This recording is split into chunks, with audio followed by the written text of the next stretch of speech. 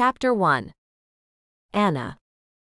Anna stretched, trying to exercise the stiffness from her body. A 12-year-old shouldn't suffer from so many aches and pains. She couldn't remember the last time she slept in a bed. Instead, she slept on a cracked concrete shelf in a 7x7 prison cell. A one-piece toilet and sink unit occupied one corner of her room. She thanked God the water still flowed through both.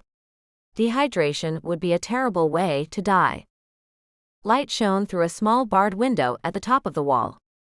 The dirty broken glass cast strange shadows on the opposite wall. Her view outside consisted only of the sky. Food appeared through a small opening at the bottom of the door, at irregular intervals. The solid steel door had the small opening at the bottom, along with a tight mesh window at the very top. Murky light shone through these openings 24 hours a day. Cries of agony were the only sounds. She awoke in this dank prison cell, after falling asleep one night in a dirty cabin with 3 others. Since her arrival, she hadn't seen Perez or Tamar. Hank, some guy whom they saved, might be the one responsible for this mess. For all she knew, the other 3 occupied neighboring cells. Anna wondered if this prison was within the walls of the casino. Who else would have a prison? A scraping behind the door drew her attention as a worn metal tray slid through the opening on the floor.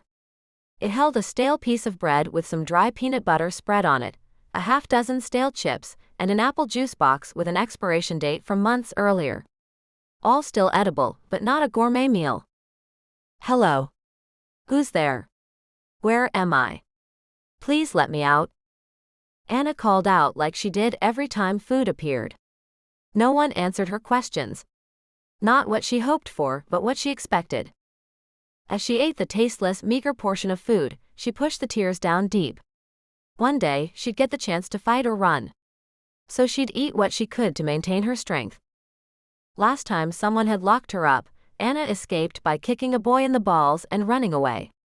She returned the favor by locking him in her cell. That jail sentence had lasted less than a day. She had lost track of the time trapped inside this hell. Had days, weeks, months, or years passed? Anna had no clue. A door slammed and several feet stomped down the hallway outside her cell. Each time this had happened, a chill ran down her spine. Something bad always followed their appearance. Anna cowered in the far corner of her cell, hoping her turn hadn't come. The king wants 2 adult men and women for tonight's entertainment. What's in this cell? It's a little girl. Shit. Kids die way too fast. Where's the fun in that? A hearty chorus of male laughter echoed down the hallway. The door next to Anna's cell creaked open. How's this one? A little fat. But what the hell?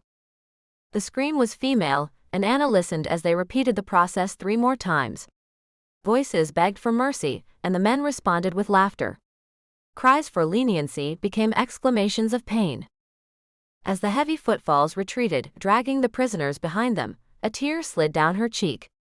Anna never knew what happened to those claimed by the guards, because nobody ever returned. A one-way trip. Her stomach churned, and she swallowed her meager portion of food a second time as it tried to exit her body. Would she remain a prisoner until she became an adult, or would the king kill the kids too? Neither scenario meant a happy future for her.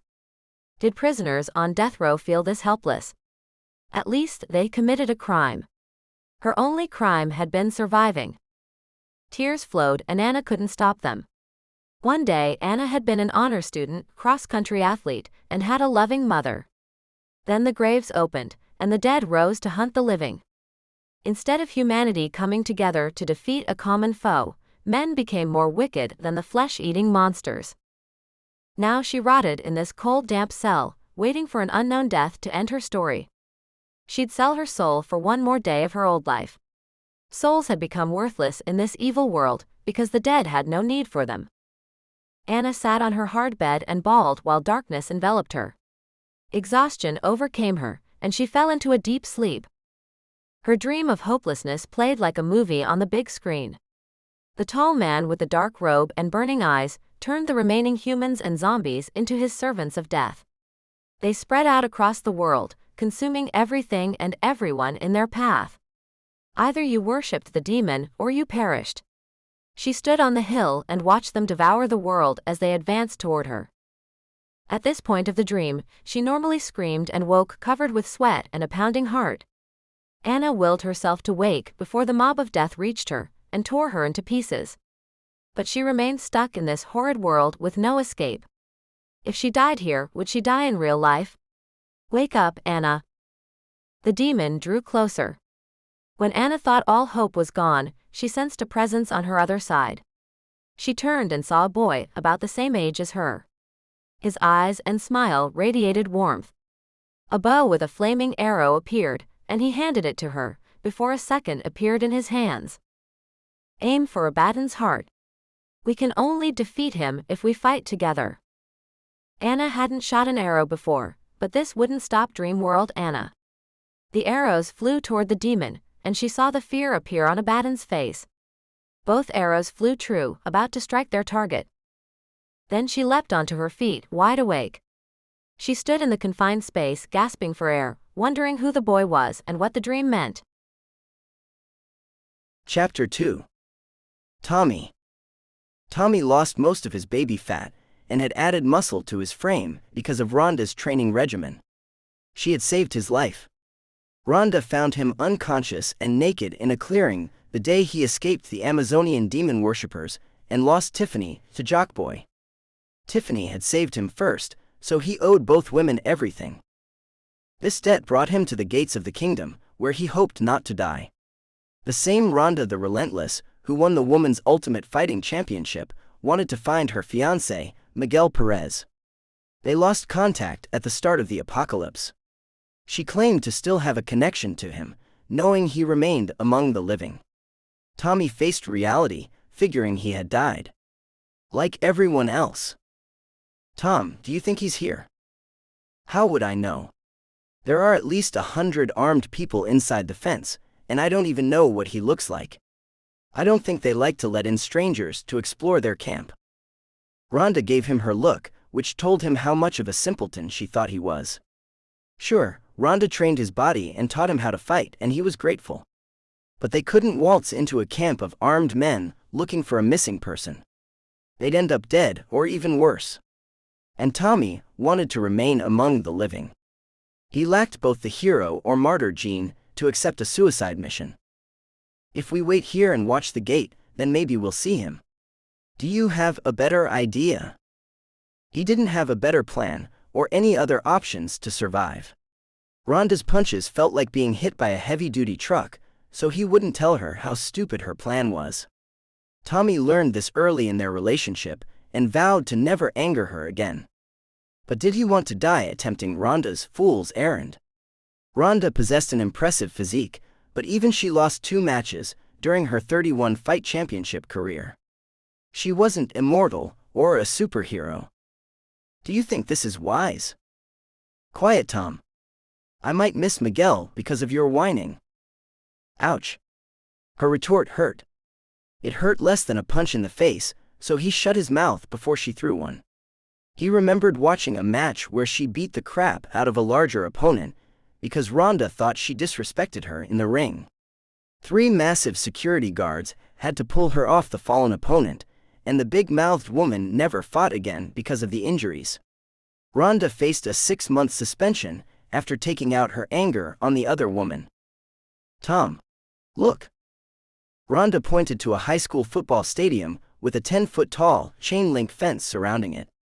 The crowd roared as a group of men dragged 4 people into one corner of the field. 2 men and 2 women faced the tips of 8 spears, while an MC spoke to the cheering crowd. Tommy couldn't tell what the man said over the bloodlust radiating from the crowd. As the man finished his spiel, guards stepped past the spears and ripped the clothing off the prisoners. Cheers erupted anew from the crowd. Tommy felt their pain, standing naked in front of a screaming crowd while awaiting their death. None of the 4 displayed any athleticism, so Tommy knew their doom wouldn't take long. He wanted to turn away, knowing the spectacle wouldn't be pretty. The spears drove the 4 victims to the 30-yard line, as a gate opened in the far end zone, disgorging a dozen zombies. Men with extended cattle prods drove the monsters onto the field. As the spears retreated, they left the 4 unarmed naked people behind to face the zombies. Their soft, doughy flesh, exposed to the snapping teeth of the unrelenting cannibals racing toward them. One man turned to run away from the monsters. An arrow struck him in the thigh, and he fell face first on the field after a half-dozen steps.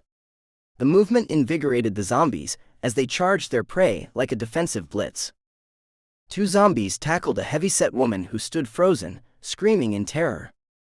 They ripped mouthfuls of flesh before freeing her entrails with their clawed hands. The crowd went into a frenzy as wild as the attacking zombies. 4 zombies leapt on the wounded man, making quick work of their bloody meal. Tommy watched the other 2 run in vain, while arrows flew at the fleeing humans. The last 6 zombies split into 2 groups of 3 and swarmed the woman and then the man. Neither made it to the end zone. Final score: zombies 4, humans 0. Tommy's stomach heaved, but he kept his last meal down. Humans had become even worse monsters than the zombies. Part of him cheered the zombies on. He turned away from the scene, and from Rhonda, because he didn't want her seeing the tears running down his cheek. "Tom, we need to stop these people." "How? There are only 2 of us. Besides, even if we stop them, someone even more evil will take their place. What's the point?" Tommy turned his back on Rhonda, walking toward the woods to mourn the dead alone. Chapter 3. Perez. Perez lost track of how much time had passed since he lost Anna. But he guessed 3 or 4 months had gone by. Deep down, he assumed she had died. Any other outcomes were too depressing to consider. He hoped Hank suffered in the end, because he would if Perez ever caught up to him. Even though he suspected the worst, Perez wouldn't stop his search until he knew for sure. Pure stubbornness. They sat outside a run-down log cabin, gathering intel for another rescue mission. A dark covering hung inside the dirty windows, blocking the view inside. The sun reached its zenith, so he knew they had about 5 hours of daylight left. He craved action but needed to be smart. "Can you see anything?" "I'm sitting right next to you, and you have the scope. So the answer would be the same as you, no?" Shirley said. His lips twisted in a silent snarl. He wasn't mad at Shirley, but aggravated by the situation. 2 men held a woman, a teenage girl, a 6-year-old girl, and an 8-year-old boy inside as prisoners. The intel said the men did unspeakable things to the teenager and the woman, and Perez needed to stop them. Make sure they harmed no one ever again. "Perez, the door is opening." "Yes, time for action." A small boy and girl walked through the opening. The boy's eyes wandered the clearing before settling on their hiding spot. With a determined stride, he walked straight toward Perez. "Shit. Guess we picked a poor hiding spot." "Mister, are you here to save us?" The boy showed no fear as he stood before Perez. Perez pointed the barrel away from the kid, but left the safety off. Too many stories of radicalized kids killing sloppy soldiers in war zones had been told over the years. He didn't appear to be a threat, but who knew? "What's your name?" Shirley had become more of the motherly type with each person they rescued. The girl with the red hair and the one with the white refused to leave her side, even during their rescue missions. Some people became better during the apocalypse, while most turned into disgusting monsters. Perez wondered which he became. "I'm Mark. Are you here to save us?" "You have a gun." "Yes, we're here to help, Mark. Can you tell me how many people are inside?" "My mommy, Sissy, Uncle Billy and his friend." "Why are you outside?" "They send us outside to play when they play with Mommy and Sissy." "Play with Mommy and Sissy?" Perez felt his blood pressure rising. The intel was correct. Those 2 scumbags were raping those women right now. "You're doing great, Mark. Can you tell me what the inside of the cabin looks like?" "One big room. There's 3 beds. One for me and little Sissy, one for big Sissy and Uncle Billy, and one for Mommy and his friend." "Do they have any weapons?" "A rusty rifle, a couple of knives, and a baseball bat." "How long do they leave you outside when they're playing?" "All afternoon." His heart rate went north of 100 beats per minute, and the red veil slid into his field of view. In most situations, he would take a few deep breaths until he calmed down. Not this time. Perez leapt to his feet, slung his M4 over his shoulder, drew his sidearm, and stormed the cabin. His vision focused on the closed door, while his mind rehearsed the violence he would inflict. He heard Shirley call out to Mark. "Mark, sweetheart. Come here and sit with me." When he reached the door, Perez didn't bother with the handle. He drove his heel through the doorknob, splintering the door around the handle. It flew in with a crash, and two dirty bearded men swore as they turned toward the racket. Perez strolled in like an action hero. Bang bang. He fired 2 rounds through the first naked man, grinding away on the teenage girl. Then he spun and fired 2 rounds through the second man. "Why'd you do that?" The woman glared at him. Was this the thanks he'd get for saving them? Tears flowed down the teenage girl's face. Perez tried to divert his eyes from their naked bodies, tied spread eagle to the beds. "I'm going to cut you free. Then you can get dressed and we'll take you someplace safe." "Safe? They's kept us safe all this time. They've raped both you and your daughter. Small price to pay." Perez shook his head as he cut the ropes holding them down. He didn't know if this was a case of PTSD or Stockholm Syndrome. Either way, the pastor would sort it out once they got back to the camp. "Hey Shirley. Get in here. Leave the kids with red and white." He turned back into the room. The woman stood naked with a hunting knife held in her hands. She pointed it at her face. "Hey. Put the knife down. I'm coming home to you boys." Before Perez could react, she plunged the knife through her right eye. Her naked body fell on top of her captors in a strange death dance. "No, what the?" Perez let his words trail off before the curse parted his lips. How had she become so broken? She took her own life, leaving her kids alone to fend for themselves during the zombie apocalypse. "Let's get you dressed." Shirley helped the teenage girl to her feet and helped her find her clothes. Perez watched Shirley wipe the tears off her cheek. Time made her into a caring person, and Perez loved her for it. The first time she visited his bed was born out of desperation. Now they enjoyed each other's company, along with their work of helping others in need. She made him better. He stayed near the door so he could watch everyone, but stayed out of Shirley's way. His part of the rescue consisted of extreme violence. Shirley would get the victims triaged, and then they'd get them back to the mission. There, the pastor and his crew would nurse them back to health, both physical and mental. His inner turmoil arose because he hadn't found Anna again this time. Yet he was glad she hadn't endured this abuse. Perez hoped she didn't face worse. A lone zombie stumbled out of the woods. Perez took a half-dozen strides toward it and stabbed it through its skull with his K-bar knife. It had been a short, heavy-set man in life. He wore a torn suit with chunks of flesh missing from the neck, and his intestines hung out. An all-too-common sight Perez grew tired of. "They're ready." "Great. Even with the short legs, we'll make it back before sunset." Shirley smiled, and Perez saw the beauty in her tired face. He knew the life she lived before they met, and she knew his sins too. At least the ones he told her about. 2 flawed people trying to redeem their souls. Chapter 4. Hank. Hank stared at the empty bottle in his hand, tossing it aside. As the glass shattered on the floor, he wondered how many drinks had he downed.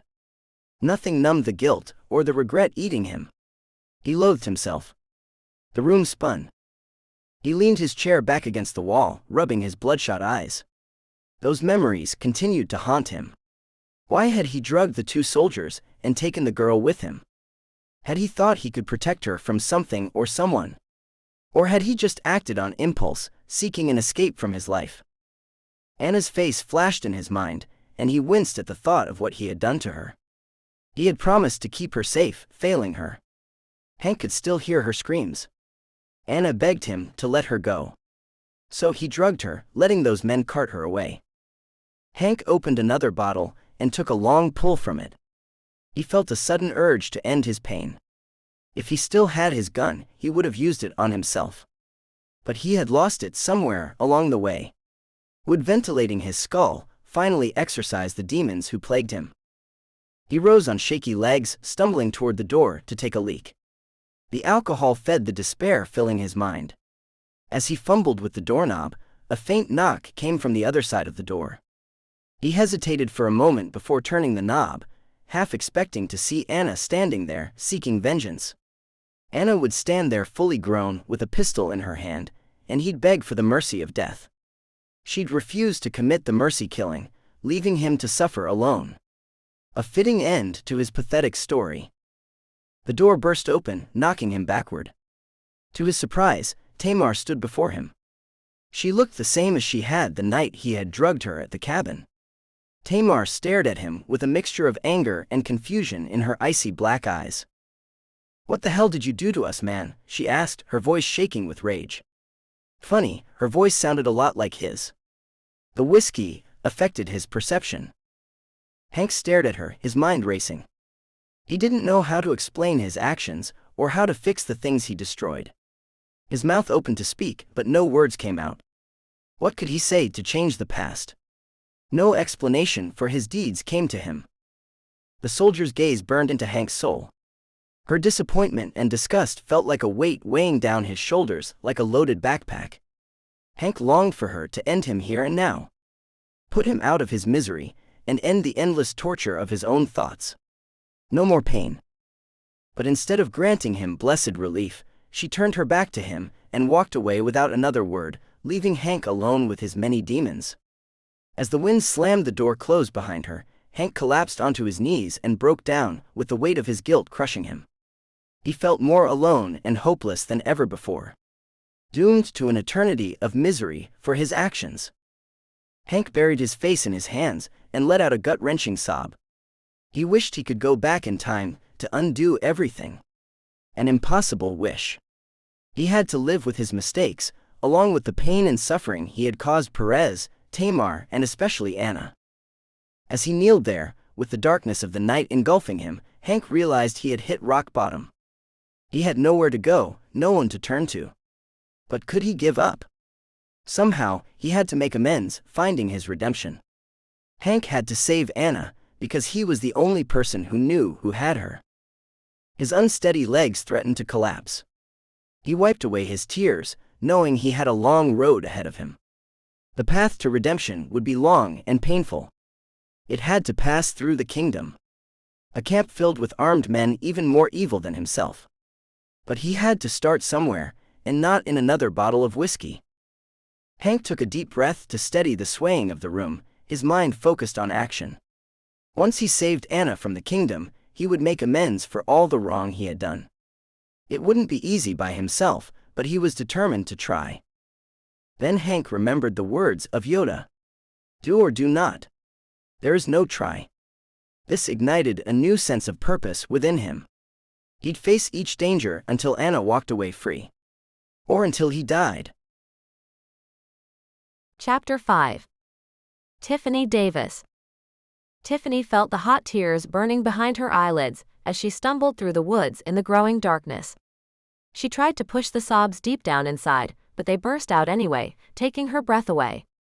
Tommy laid unconscious and naked in the clearing behind her, and the thought of leaving him behind made her heart ache. He would die exposed as she left him. As a cheerleader in high school, she never imagined herself falling for a boy like Tommy. He was too introverted, too unassuming and out of shape. But as they faced the dangers of the post-apocalyptic world together, something had changed between them. It might have been mercy sex, or a way to get back at their prison guard, Janice. Or the comfort of having someone to rely on. She suffered with many abusers growing up, so she hoped she hadn't done it to control him. Tiffany didn't want to become those she loathed. She wasn't sure if she had fallen in love with Tommy. But the thought of leaving him behind, vulnerable to the zombies who roamed the woods, made her stomach churn. Tiffany longed to break free and return to Tommy's side. Discover what her feelings meant. But what choice did she have? Chad had a pistol, and would have shot Tommy without a thought if she hadn't gone with him. Plus, he had the physical advantage of being stronger than Tommy and her combined. He had been a rich, privileged jock in high school, always getting whatever he wanted. And now, he had his eyes on Tiffany. She would be his possession at any cost. Tiffany had tried to resist Chad by escaping into the compound with the other women. But Chad was persistent and hid out in the woods nearby, waiting for his opportunity to grab her. His cruel streak frightened her. She knew if she didn't do what he wanted this time, he would hurt Tommy, hurt her, or do worse. So she had made the agonizing decision to leave Tommy behind, to sacrifice her own body for his safety. She would let Chad have his way with her, to give Tommy a chance at life. Tiffany hoped Tommy had escaped the clearing and found a safe place to live. Maybe found someone else, forgetting about her. Tiffany laid on the hard ground, her hands and feet tied together with a rough, scratchy rope. She had hoped to sneak away while Chad slept, but he had become too paranoid to let his guard down. His wide eyes darting between shadows, listening for any sound that might betray an approaching zombie or raider. Every night, he hog-tied her before he drifted off to sleep. Would he run off, leaving her tied up if a horde closed in? No doubt he'd save himself. She had lost track of how long Chad had held her captive. It felt like an eternity of fear and uncertainty, wondering when he would hurt her again. He made it clear he wanted her for himself, no matter what it took. Only death would separate them, unless they both walked as zombies, remaining together even in death. A morbid and hopeless thought. Tiffany had tried to escape every day. But Chad was stronger and more experienced than her. He thwarted her attempts, threatening to hurt her, or leave her tied to a tree for the zombies to rip apart. A total creep. She missed Tommy. So she played along, hoping to bide her time until an opportunity to run presented itself. Chad proved too smart for meager plans. He watched her every move with an eagle eye and tied her up tight each night. Even if she escaped, he would hunt her down again. Chad had waited for months outside the camp for this opportunity to grab her. He would track her down unless another raider or zombie found her first. The world had become a dangerous and unforgiving place, and she felt like a helpless pawn lost in the middle of it. A wave of hopelessness washed over her. Her arms and legs grew numb from the tight bonds as Chad snored. Tiffany didn't know how much longer she could go on like this, trapped in his clutches with no way out. She considered throwing herself into the arms of the next zombie who crossed their path, hoping her reanimated corpse would be strong enough to kill Chad. But even as despair threatened to overwhelm her, Tiffany refused to give up. She'd become a survivor, finding a way to escape Chad's grip. Keep probing for his weakness, allowing her to break free. She wouldn't stop fighting, no matter how long it took. Once she saved herself, she'd look for Tommy and save his life too. Return the favor of what he did for her. Chapter 6. Janice. Janice remembered the morning after the fateful night when she fought for her life. She stood, shoulders slumped, staring at the smoldering remains of the camp. The last few zombies staggered through the clearing, looking for a meal. Her hands clenched into fists at her sides as she cursed. First under her breath, then at the top of her lungs as the anger and frustration bubbled up inside her. It had taken them months to organize this place, setting up a working system for the benefit of women. A haven away from all men in the midst of the zombie apocalypse, where women thrived. A single night of chaos and violence destroyed the whole thing. Her hand had contributed to the violence, but only in defense of her life. Janice disarmed one before she used the ceremonial knife to shed the blood of the other leaders who shared the stage with her. Then she ended the lives of the other unfortunate souls who stepped in her way. All her actions to gain the most important prize: her life. Janice needed no investigation to know who to blame for the riot, destroying her piece of nirvana. Tommy, that fat little punk with a tiny shriveled prick, and his little blonde whore, Tiffany. Tiffany's smart-ass comments stirred up drama and caused problems from the start. But Janice had never thought Tiffany would be so reckless as to endanger everyone's future. She slept with Fatso, tainting their virgin sacrifice to their god. When Tiffany confessed, the entire camp erupted into chaos, with people shouting and fighting. Who would they sacrifice to their god now? How would they survive? Kill them. Each blamed the other as they raced around in panic, striking each other. Janice had to murder more dear women than she cared to remember, before escaping the mayhem. A terrible night. The end came for everyone in the camp, even though they worked hard and obeyed their God. They had filled their home with abused women, freeing them to live how they wished inside the secure walls, while enslaving the men, who were all pigs, to do the menial tasks none wanted to do. All they lacked was the final male virgin sacrifice to appease their God, granting them prosperity. Janice felt the despair wash over her. All their hard work, their hopes and dreams for a better future destroyed in a single night of madness. Tiffany, the slut, caused their ultimate downfall. Instead of the one dying for the many, Tommy lived and everyone else died in his place. A horrid trade. Even while mourning the loss of her camp, Janice refused to give up. She would find other like-minded women and recreate Nirvana. The future would be brighter than the past, and Janice wouldn't have to share the glory with anyone else. She'd become the ultimate authority this time. Even though months had passed, Janice knew the day to rebuild her life, and the camp fast approached. Before that day could come, Janice needed to serve up her revenge on both Tommy and Tiffany. Her mind raced with the thoughts on how she would make the two of them suffer. She prayed to her God to protect them from the zombies, because she wanted her chance to look both of them in the eyes before she ended their lives. They would beg for mercy, but she wouldn't grant it. Only a long, painful death waited for them. The smell of smoke and the shouts of confusion interrupted her wonderful thoughts of an assured victory. For an instant, she found herself back at the destruction of the camp. Her heart rate soared and she gasped for breath before she could move. Then she saw her. A young girl running away from the chaos. After all this time, she had found Tiffany. Time to deal out her stored-up wrath. Tiffany, this way. I'll save you. She either hadn't heard Janice, or Tiffany knew the wrath awaiting her, because she didn't slow. Tiffany didn't even look her way. What disrespect. Janice smiled as she sprinted after the girl, a prayer of thanksgiving on her lips. Vengeance was hers. Chapter 7. The Pastor. The pastor stood in the middle of his makeshift camp, staring at the sanctuary. This neglected building once housed a congregation of 200 souls. But now it housed a small group of survivors living through the zombie apocalypse. His shoulders sagged under the weight of his responsibility to keep everyone alive. Some days he thought the burden would snap him in two. At 50 years old, he reflected on a life filled with pain and hardship. More than most could stand.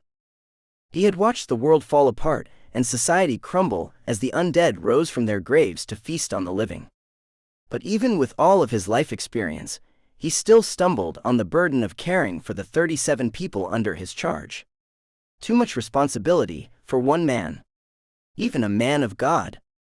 In the world before the apocalypse, overseeing only 37 souls sounded like a small burden for any capable pastor. But in this world surrounded by death, it was a monumental task. Every day, the pastor struggled to secure enough food and clean water to keep everyone alive and satisfied. He had to contend with the constant threat of zombie attacks, as well as the dangers posed by other survivors looking for an easy score. A living nightmare without end. When he looked at the broken women and orphan children he cared for, he cried. They had suffered unspeakable horrors at the hands of predators who thrived on the chaos the Walking Dead caused. The pastor knew he was their only hope for survival, and he hoped to help them thrive. He couldn't rely on Perez's help, because the soldier spent most of his time outside of the camp searching for Anna. Perez saved the people who needed the pastor's care. The pastor knew the deal when he took Perez and Shirley in, and he was grateful for their service.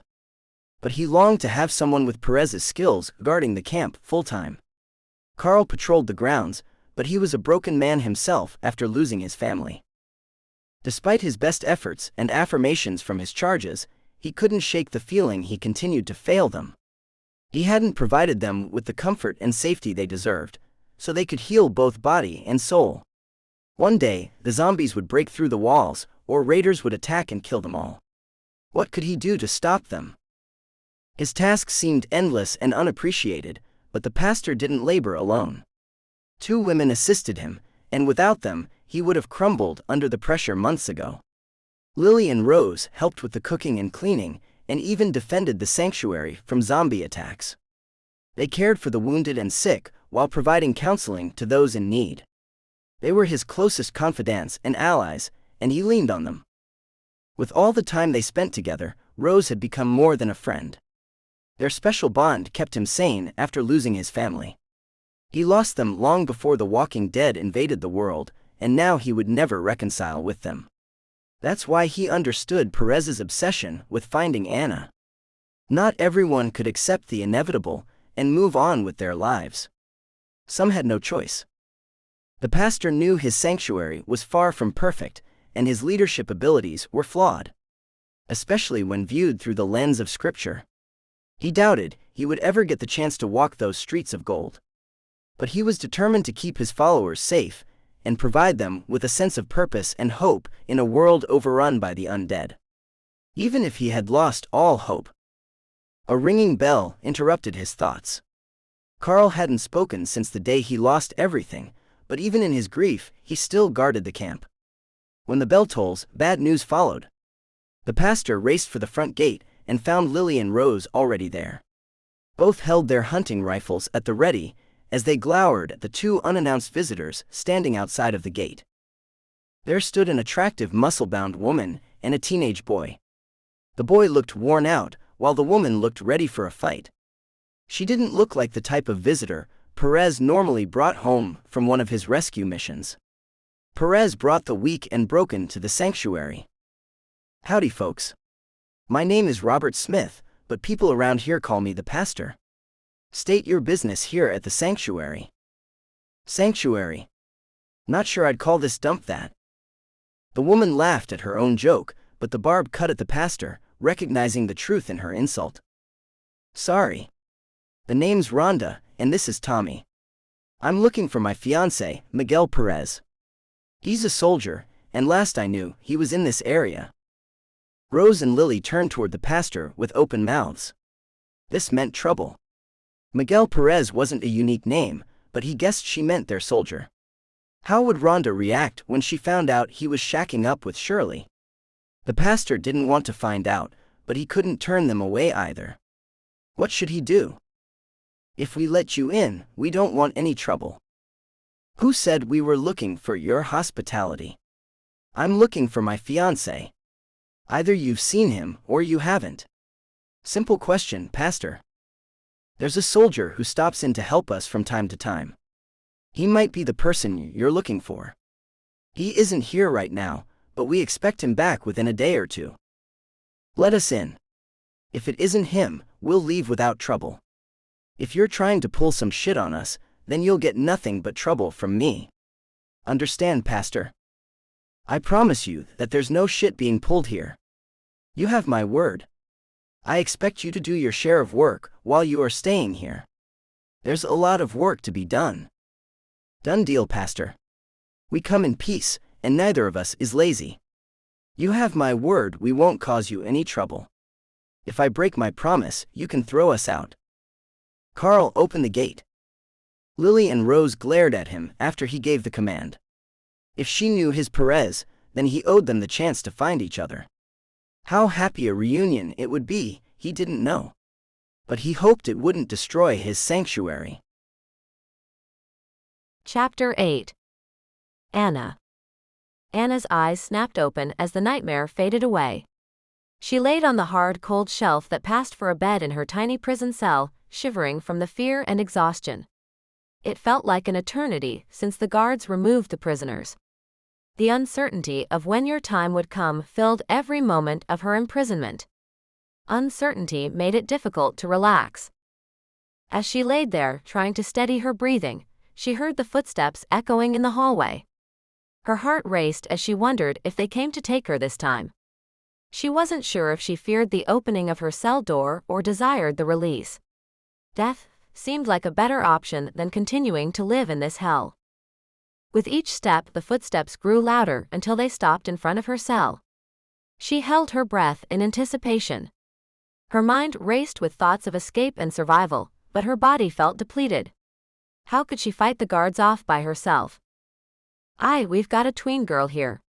She'd be the perfect companion for the king's daughter. A rough voice penetrated the closed door. Whatever. Let's get this done. I need a drink. Drunken laughter broke out among several men. Anna cowered at the far end of the hard shelf, wishing for a machine gun to fight them off. A childish hope the universe wouldn't grant. The hinges protested with a loud creak as the door swung in. Anna's heart dropped as she faced 3 armed guards, all wearing masks. They didn't say a word, but their icy cold eyes were enough to send a chill down her spine. She tried to shrug their hands off of her, but they chuckled in response. Anna appealed to their humanity for mercy, begging for her release. The guards' cruel laughter only increased. They dragged her out of the cell, down a dark hallway. She hadn't seen the passageway before, because she was unconscious when they locked her in the cell. As they trudged farther down the maze of hallways, Anna couldn't help but wonder where they were taking her. Nobody ever returned to the prison after the guards took them. Were they going to kill her? Or do worse to her? The unbearable uncertainty caused her adrenaline to surge. Would she be able to run or fight when the time came? Her last mile ended in a locker room. It looked like the same dingy room where an overzealous gym teacher made her change before dodgeball a lifetime ago. Dented, rusty lockers with most of the doors thrown open. A musty, moldy open shower area with dripping shower heads and puke green tiles. Another hell on earth. Strip and get in the shower. The cruel voice from the lead guard commanded. 3 sets of eyes ogled her. Anna calculated if she could make the door before they grabbed her.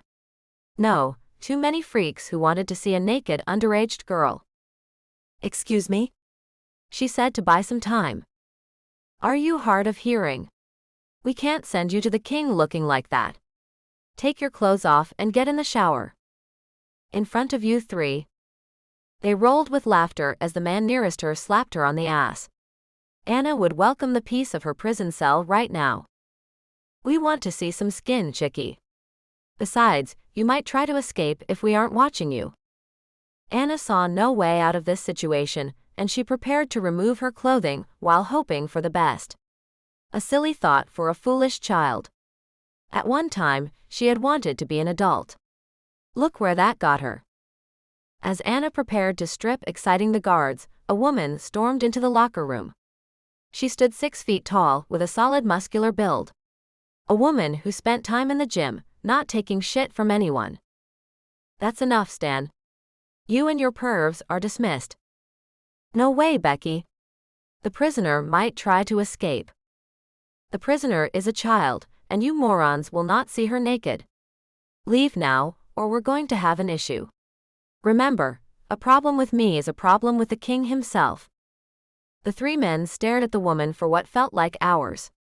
Their leader sniggered while he motioned to his minions. Come on, boys. No need for this disagreement to escalate. They turned and shuffled out the exit door, opposite the way they entered. Anna took note, assuming it led outside. Sorry about those idiots. The name's Becky. I'm part of the King's Guard. You're getting the chance to provide companionship to the King's 10-year-old daughter. A nicer gig than prison. What's your name? Anna. Nice to meet you, Anna. Now, you need to clean up. I've got some clean clothes for you to put on. Don't worry, I won't watch and I won't let anyone else in here either. You're safe in my presence. The kindness in her eyes, along with Becky's smile, put Anna at ease. She complied with the request and put on the clothing after an icy cold shower. A pair of blue jeans, a white t-shirt, a gray hoodie, and a pair of Nikes, 1 size too big. All clean. Anna couldn't remember the last time she wore clean garments. Maybe this wouldn't be so bad. Becky led her out of the dingy basement to the dirty roads above. Garbage laid in piles and blew past her feet. People dressed in filthy, tattered rags, looking like their last shower came years before. Men catcalled the pair as they walked by, but Becky paid no attention. Anna drew strength from the powerful woman. They reached a black gate in front of a 2-story white colonial home, larger than any of the surrounding structures. 2 massive muscular men stood behind the gate, dressed in chainmail with broadswords by their sides. The gate parted as Becky approached, allowing the 2 entry. Becky exchanged words with the men, but Anna paid no attention to what she said.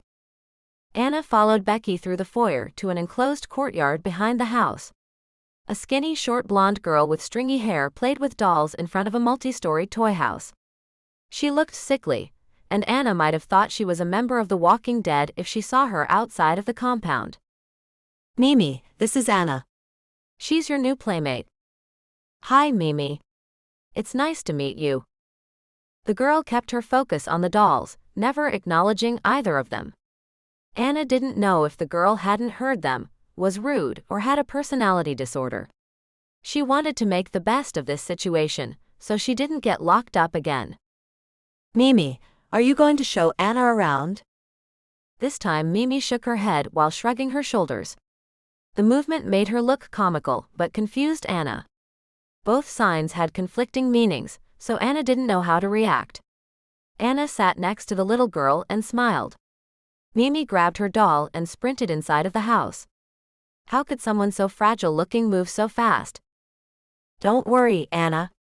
Mimi is unique and takes time to respond to new people. She'll accept you after her nap. At least I hope so, because I don't want to see you end up like the last one. Chapter 9. Perez. Perez's frustration and disappointment weighed on him like an overloaded backpack as he surveyed the scene of yet another failure. The pastor's intelligence was not enough to save anyone this time. A wide-open door testified against him, mocking his purpose. Perez's footsteps echoed against the cold, dirty cement floor as he made his way through the maze of hallways and rooms in the industrial building. His heart raced as his breathing quickened. Death hid around every corner. Then he found those he came to save. 3 individuals, their lifeless forms twisted and broken beyond any hope of reanimation. All had been female. Perez pushed down the grief and anger before it overwhelmed him. Another brutal reminder of the harsh realities of this new world. He grew tired of the death and destruction, longing for even the banal realities of the civilization now long gone.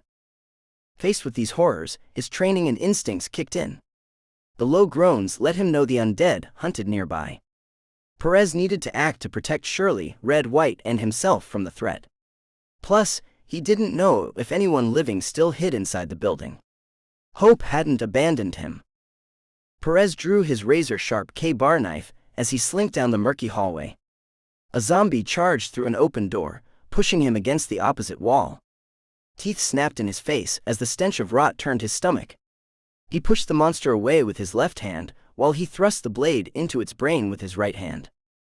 The body slumped to the floor as another zombie took its companion's place. This one stood 3 inches taller than Perez and possessed superior strength to the first. Either that or Perez had grown tired or old. It pushed Perez back, trapping his right arm between his body and the wall. He fought with only his left, trying to keep the snapping black teeth away from his unprotected flesh. The first corpse tangled his feet, and he fell flat on his back. A loud, involuntary gasp preceded, the blackness threatening to creep into his peripheral vision. His arm muscles turned to jelly as the disgusting teeth closed in on its target, his neck. Without warning, the monster's teeth ceased their snapping, its body becoming dead weight. As he mustered the energy to shove the deactivated corpse off of him, he noticed Red standing over them with a machete in her hand. The blade dripped black gore. She stood silent, just like the day he rescued her. Now she saved him, without uttering a word. Perez took a minute to slow his breathing and heart rate before he stood to continue his search. He smiled and winked at Red to express his thanks. To his surprise, she responded with a nod. Her most animated response since the day they met. He continued down the hall, noticing Red had fallen in step behind him. It felt reassuring to have someone watch his back, but he hoped her appearance wasn't a sign something had happened to Shirley or White. Shirley and the 2 mute women had become his life. They reached the last office at the back of the building. A low snarl came from inside the closed door. Dispatching another zombie made little difference to the world, but killing it would prevent it from sneaking up on them later. There's another in here. Ready? Red nodded, so Perez twisted the knob and shoved the door open. A male form laid on the ground, snapping its teeth and growling at the intrusion. Somebody pushed a heavy filing cabinet onto the monster, pinning its legs beneath it. Perez couldn't stop the chuckle from escaping after seeing the comical sight. He brought his boot down on the zombie's head 3 times before a loud crack ended its impotent attack. All clear. Let's find Shirley and White. Despite the loss of life and the disappointment of another failed mission, Perez felt a small glimmer of hope. He hadn't found Anna's body among the dead or walking dead.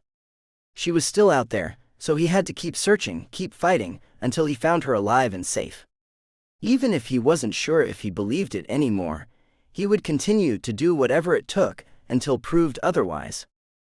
As they walked back through the dark hallways, Perez's thoughts drifted to Shirley. She had become the only other person he trusted in this dangerous, zombie-filled world.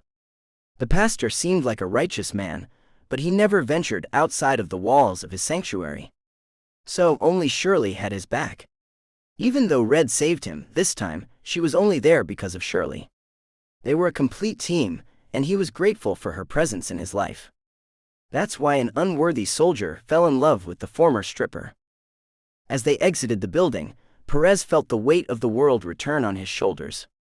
Finding Anna seemed more out of reach than ever before, and he couldn't shake the feeling time had run out. He didn't know if he could face another failure or if it would break him for good. Shirley raced toward him and planted a deep kiss on his lips. Perez wrapped her in a death grip, holding on for his life. In her presence, he felt like a man again, not like the monsters he hunted. He could do anything with her by his side, even survive failure. She pulled away from his grasp after a minute passed. "Are you okay?" "I am. Thanks to Red." They turned to the young girl, and Perez noticed the wide smile on her face. It gave him a glimpse of how beautiful she had been before the world broke her. He was glad to have been the one to kill the men who used the apocalypse as an excuse to destroy her. Unfortunately, we're too late to save the others. "There's nothing you could have done, Miguel. Let's go home." Perez knew she was right, but it didn't lessen his guilt. Nothing would, until he finally paid his debt for the day he fired on the civilians on that bridge. A living nightmare still torturing him. Maybe if he ever rescued Anna, it would satisfy his debt and free his soul. Until then, the action doomed him to an eternity in hell. They traveled in silence, allowing him to stew in his anger and disappointment. Not running into any obstacles, the walls of the sanctuary appeared before he knew it. "Looks like we're home." Shirley kissed his cheek in response. Carl stood in his guard post and gave the all-clear ring of the bell. 3 quick short rings. It told Perez everything was okay at the camp, and alerted the others to their arrival. The bell reminded Perez of trying to find something that would allow them to charge the 2-way radios. A task for next week. The gates parted, and there stood the pastor, a teenage boy, and Rhonda the Relentless. He hadn't gone looking for her because of his involvement in Operation Z, and then the mess with Anna. After a while, he had convinced himself she had died, along with his family. But now here she stood. "Aren't you going to say something, Miguel?" She sported an angry sneer on her face while she spoke, and Perez wasn't sure he blamed her for being angry. His eyes bounced from Rhonda to Shirley, like a man at a tennis match. "Shit." Chapter 10. Tommy. Tommy froze as he listened to the conversation between Rhonda and the pastor. He didn't know if he could trust any guy who called themselves the pastor. So-called men of God had let him down many times in his past after pledging their help. Even before the apocalypse.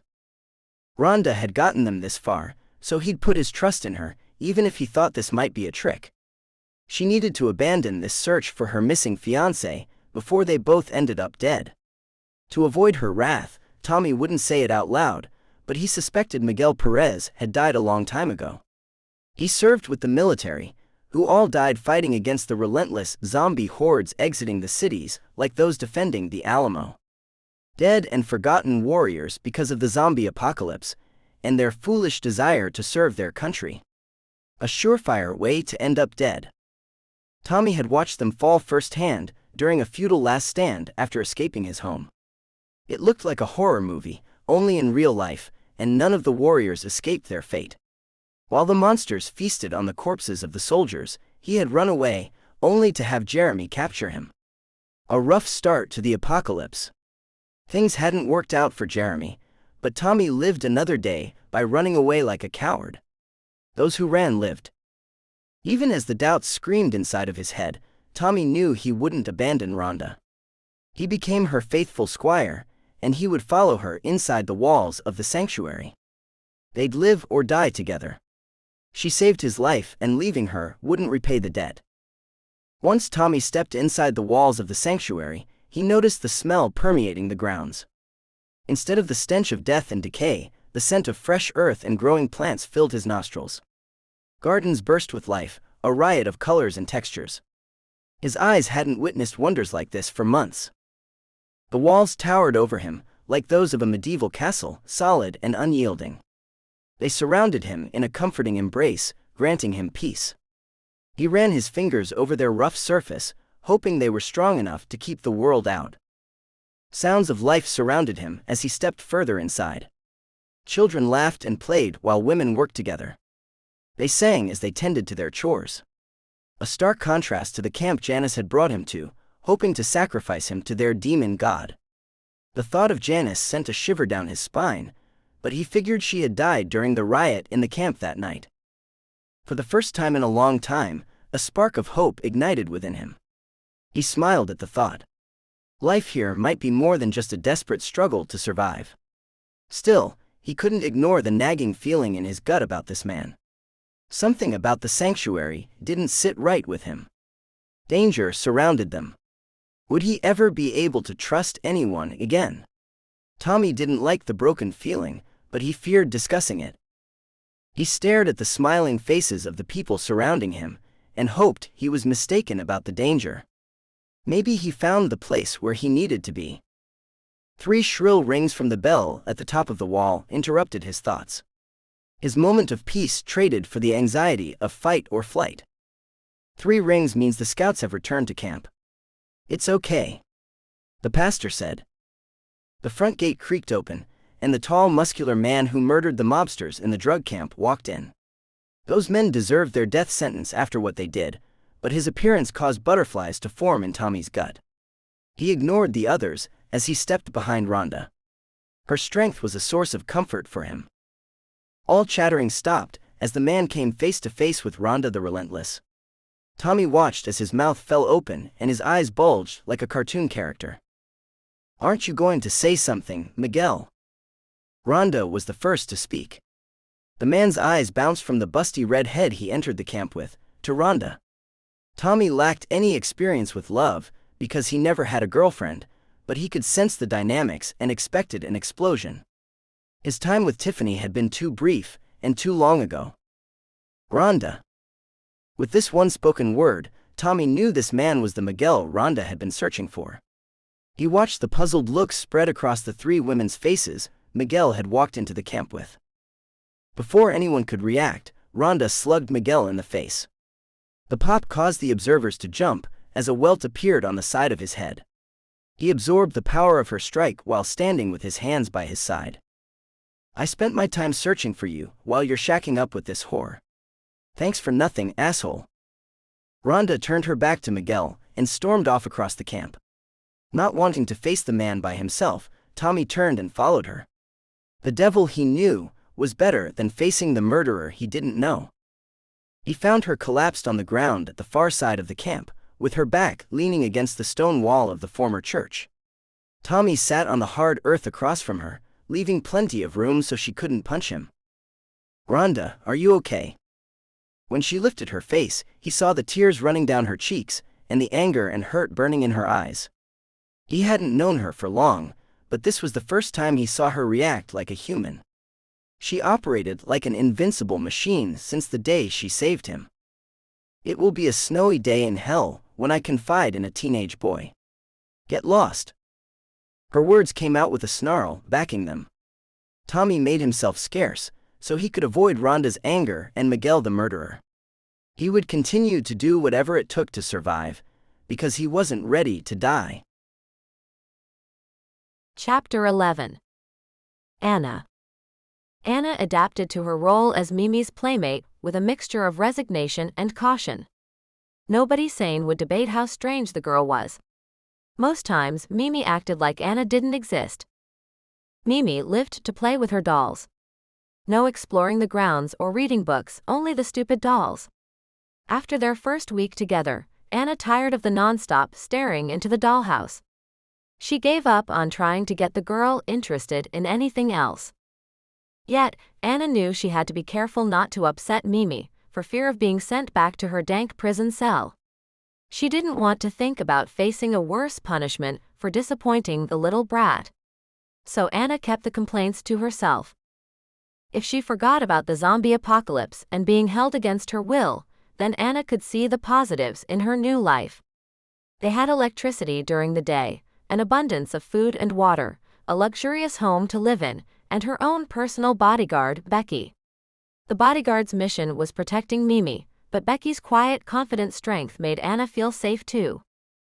A black cloud hung over them, as their safety and home were always under threat. Mimi's father, the king, ruled with an iron fist, creating several enemies within his own camp.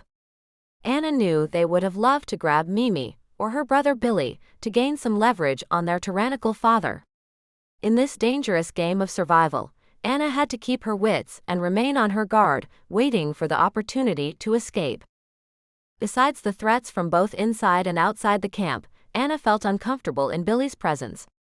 At first he avoided his sister and her new playmate, but now he looked for any excuse to corner Anna. He would touch her in inappropriate ways when Becky turned her back. She feared complaining about Billy's actions and guessed nobody would listen even if she did. Anna recognized the precarious position she found herself in, caught in the middle of this dangerous power play. People grasping for the limited resources left in the world. Becky's protection made her feel safer than she had since arriving in the kingdom. Only Perez's protection had felt more secure, but even he failed to keep her safe. How long until things fell apart here too? She had grown accustomed to living in a world of horror, where the sound of gunfire and the screams of the undead were the norm, and power-hungry despots held sway. Her new normal. Anna wondered what was happening outside the walls of the king's compound. Had Perez and Tamar survived Hank's treachery? Were other tyrants like the king, building their own kingdoms, trying to dominate this new world? She longed to escape to find out. But the fear of punishment from a failed escape attempt kept her rooted in place. Days passed, and Anna grew closer to Mimi. Anna saw beyond Mimi's odd behavior, seeing the lonely girl trapped in this chaotic world. She shared the same fears as Anna. They moved beyond the dolls, playing games, reading books, and even exploring the grounds around the king's house. All under the watchful eye of Becky. As the girls' relationship deepened, Billy's threats faded. Everything changed one random evening. They served a large feast to the family, with all the king's advisors present. The king and his minions were giddy, but Becky had a snarl in place of her normal smile. Anna ate her venison and fresh vegetables, even with a pit forming in her stomach, knowing she might need her strength later. Tonight, we'll celebrate with a festival.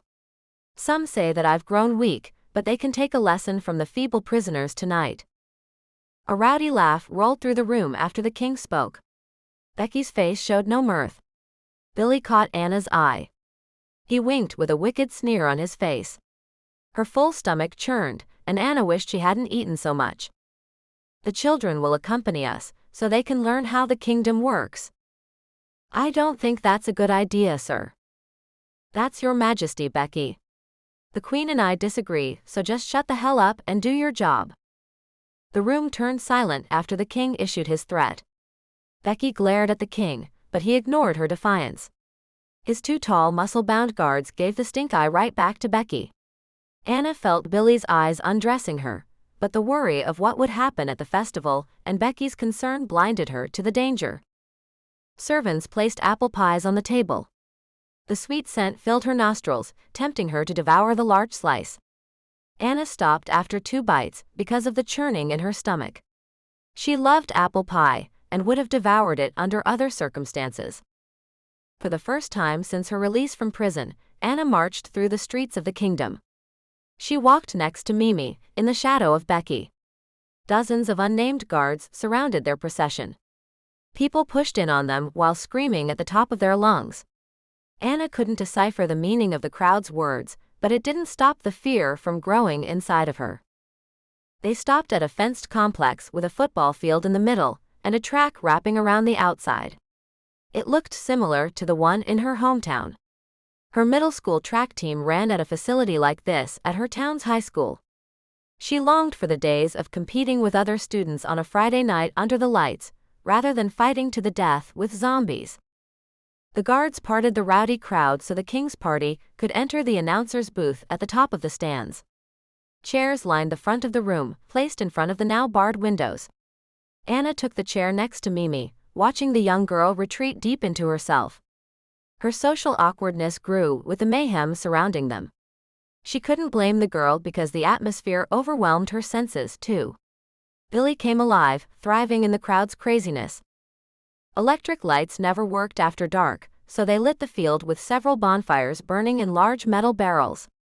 An MC started shouting, but Anna couldn't decipher his words over the bloodlust coming from the crowd. Mimi focused on the floor while mumbling to herself. Mimi, you need to watch this. It's time you grew up and stopped being such a baby. She shivered at her father's words but continued to avert her eyes. Anna didn't know if the girl knew what was coming, or if the energy from the crowd scared her.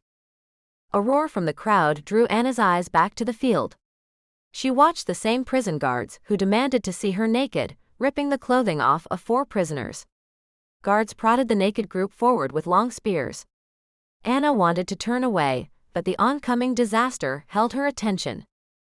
A gate at the far end of the field opened, and instead of a visiting football team, a group of naked zombies entered.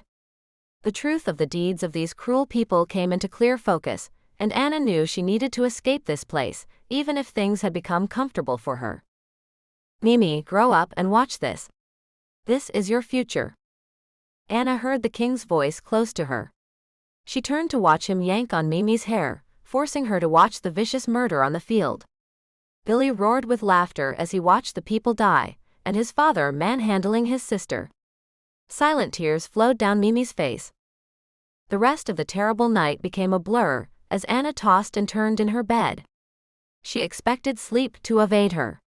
But she eventually drifted off, falling into a deep dreamless sleep.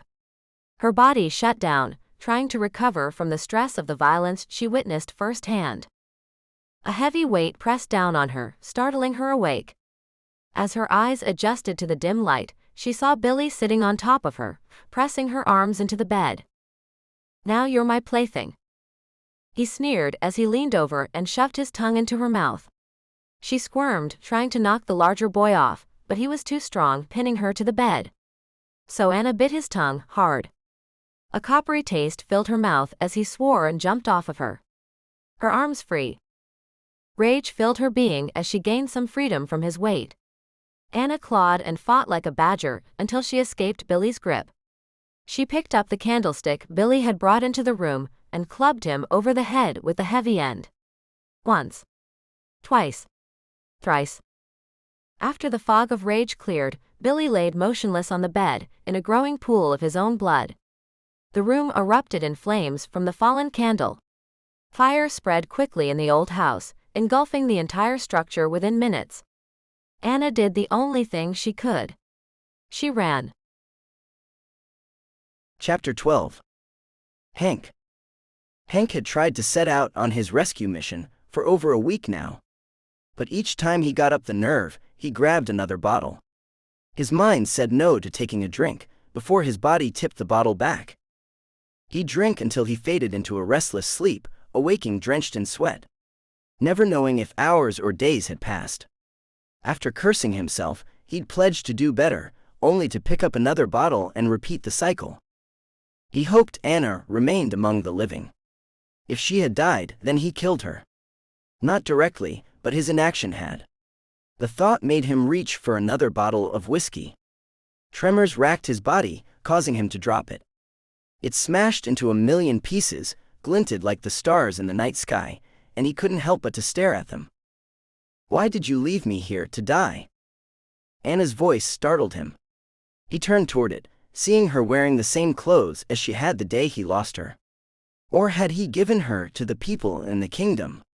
The fog from the alcohol clouded his mind. "You left me to die. Say something, Hank." "I didn't. You left me at the kingdom, knowing what they'd do to me." He diverted his eyes from hers. The anger burning inside of them fueled his guilt. How could he have known? Hank had thought she would be safe inside their walls. Tears flowed down his cheeks, blinding him. As he turned back toward Anna, prepared to defend himself, he found the room empty. The door remained closed and locked. A ghost had visited him. He tried to quench the tears, but they were unstoppable. His world turned black as he slipped into blessed unconsciousness. Bright sunlight shone through the only window onto Hank's face. He groaned as he rolled onto his other side, trying to will his legs to work. The acidic stench of puke, along with the spinning room, threatened to overwhelm him. Hank stared at the sparkling shards of glass on the floor, remembering his conversation with Anna the night before. In the light of day, he realized it had been only a hallucination. He had fallen apart. The proud and confident man from before the apocalypse died along with civilization. Hank hated himself for the drunk monster he had become. With a grimace, Hank rose onto his shaky legs. After gaining his equilibrium, he staggered toward the door. He reached the door on his third step, before tripping on the threshold and falling face first on the front walk. Blood flowed from his split lip, leaving a coppery taste in his mouth. Hank laid on the ground until the dizziness passed. It might have been minutes, hours, or even days before he moved. Time and reality bent into a strange colored mosaic like a scene through a kaleidoscope. He thought about heading back inside to drink the pain away. Drink enough to end his pathetic life before the zombies ended him. "Get off your ass, you piece of shit, and save Anna." His own words shocked him. They came from the time when he had been a better man. A false sobriety attempted to part the fog clogging his brain. He heeded the advice, heading out to play the hero. Hours passed as he wandered through the woods. Hank drank himself into oblivion for months, but he didn't remember the kingdom being this far away. Had he already passed by that rock? Darkness spread across the sky as he continued to trudge through the woods. If he had remembered the way back to his stronghold, he would have given up hours ago, indulging his habit until unconsciousness. Had venturing out honed him into a man, or was it only wishful thinking? A tangle of roots grabbed his ankle, catapulting him onto his face. He laid on the ground, wishing for death to claim him. The tears flowed down his cheeks. Now he knew for sure he hadn't changed. Hank craved another bottle. Some whiskey to numb the pain. Shouts, and the stench of the world burning interrupted Hank's pity party. He got his feet underneath him, staggering toward the racket. A stray rock caused him to stumble, but Hank kept himself upright. As he reached a clearing, Hank stood in awe. Flames engulfed the kingdom, while people fought with each other and scores of naked burning zombies. He stood frozen, not sure how he'd find Anna in this chaos. "Tiffany, this way." A shout from close by drew his attention as a tall, fit woman approached Anna. She grabbed Anna's arm, attempting to drag her away. He had no clue who the woman or Tiffany were, but he knew the time for action had come. Save Anna or die trying. Anna struggled with the Amazonian woman, but the larger woman held her tight. Hank ran straight at the woman, colliding with her like a defensive lineman, sacking an unsuspecting quarterback. Something snapped. He didn't know if it came from him or the woman. Anna stood frozen, a terrified look spread across her face.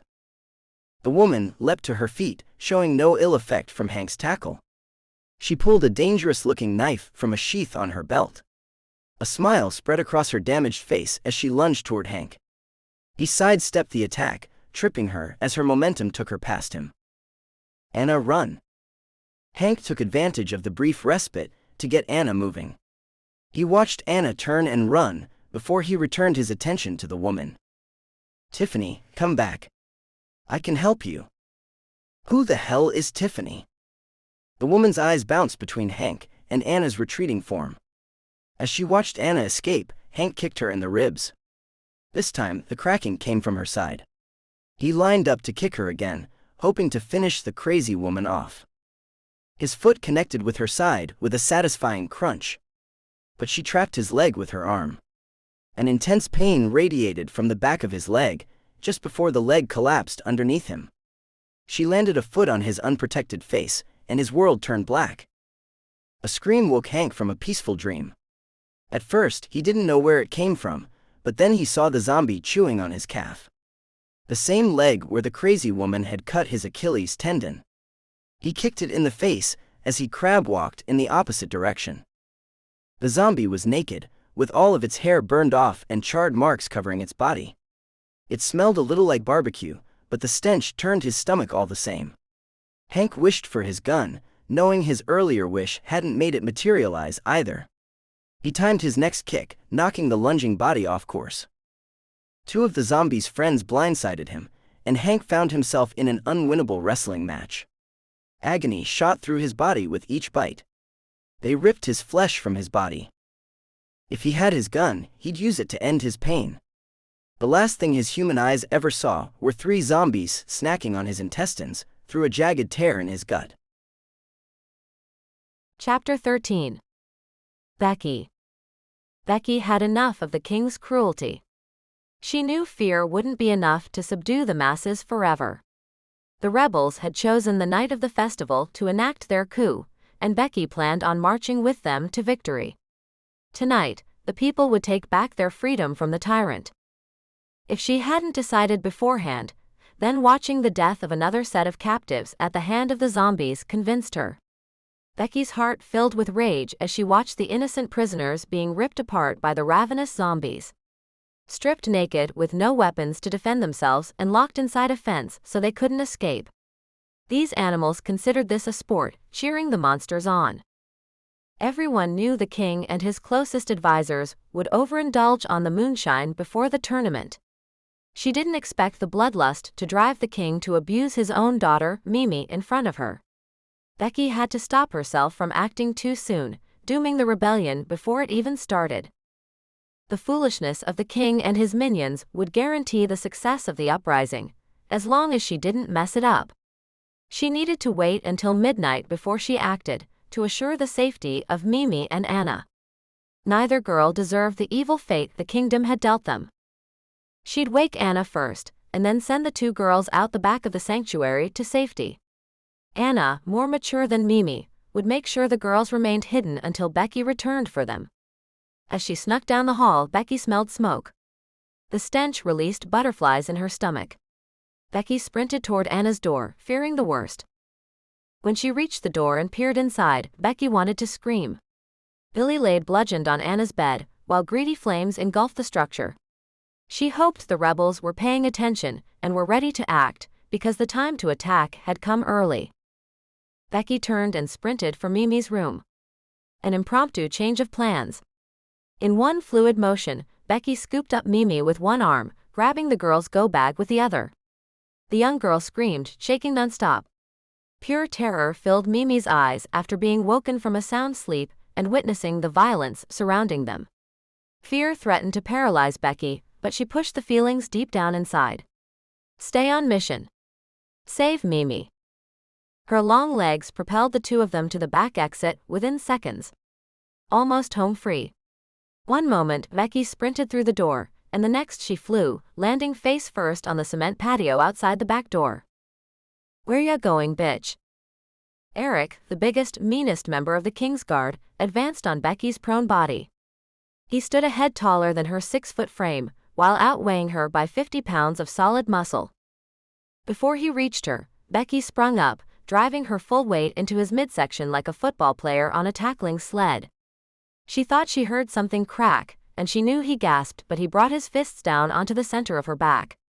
Blackness spread through her vision from the intense pain of his blow. Her arms went slack, and Eric drove his knee into her face. He rolled with laughter as she collapsed on the ground, pain surging through her being. She willed herself to move, but her broken body refused to cooperate. A wave of fear and anger washed over her, making her heart race. Fear for Mimi's well-being after her death, along with the anger directed at herself for not expecting this attack.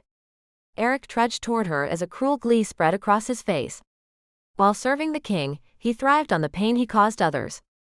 As the big man drew within 2 steps of Becky, a blast caused her to jump.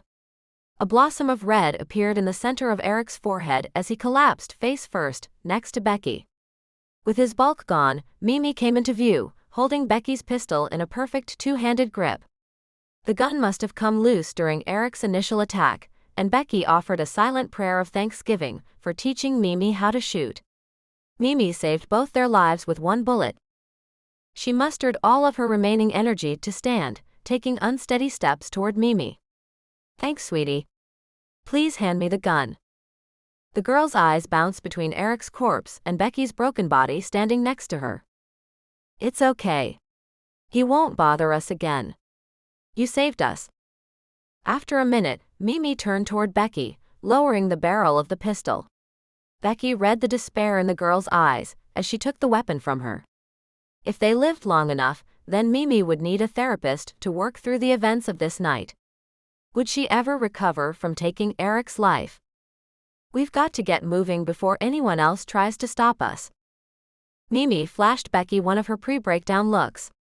Becky knew she lacked the strength to carry the girl, and the time needed to wait for the episode to pass would doom them. After an uncomfortable delay, the girl nodded, grabbing Becky's hand. They entered the woods outside of the camp. Becky had hoped for a break to recover her strength, but found total chaos outside of the camp. Between the burning zombies and the survivors fleeing the kingdom, violence surrounded them as the 2 sides clashed. She saw no way to find Anna in this mess, so Becky focused on the goal of getting Mimi to safety. Months ago, Becky heard about a refuge called the Sanctuary. A pastor ran a safe place for women and children, where they provided for their emotional and physical needs. The perfect place to stash Mimi, while she assured the rebels ended the king and his cruel reign over the kingdom. As she finished her thoughts, her focus fell to a struggle between a girl and a tall woman Becky didn't know. A disheveled man tackled the woman, and the girl ran off. Her mind was slow on the uptake because of the beating, but recognition hit her as Mimi spoke. "Look, it's Anna." Chapter 14. Anna. Anna gawked with a mix of awe and horror as the greedy fire devoured the old structure with remarkable speed. The flames danced and crackled as they leapt from the big house, consuming everything in their path. Heat radiated from the ruined building. Sweat ran down Anna's forehead, stinging her eyes. An unseen gust of wind carried an ember, dropping it on Anna's bare arm. She swore from the intense pain as she watched the angry red welt form on her delicate skin. The pain forced her into action, sprinting away from the house, desperate to escape the wrath of the fire and the king. He wouldn't forgive her for killing his son. Her leg muscles burned with each step, protesting against the strain and exhaustion. But the guilt of leaving Mimi behind weighed heavier than the physical exertion. The strange girl had grown into an unexpected companion in their short time together. Anna hoped Becky would lead Mimi to safety, away from the inferno devouring the kingdom and the evil men ruling there. Mimi deserved a better life than this.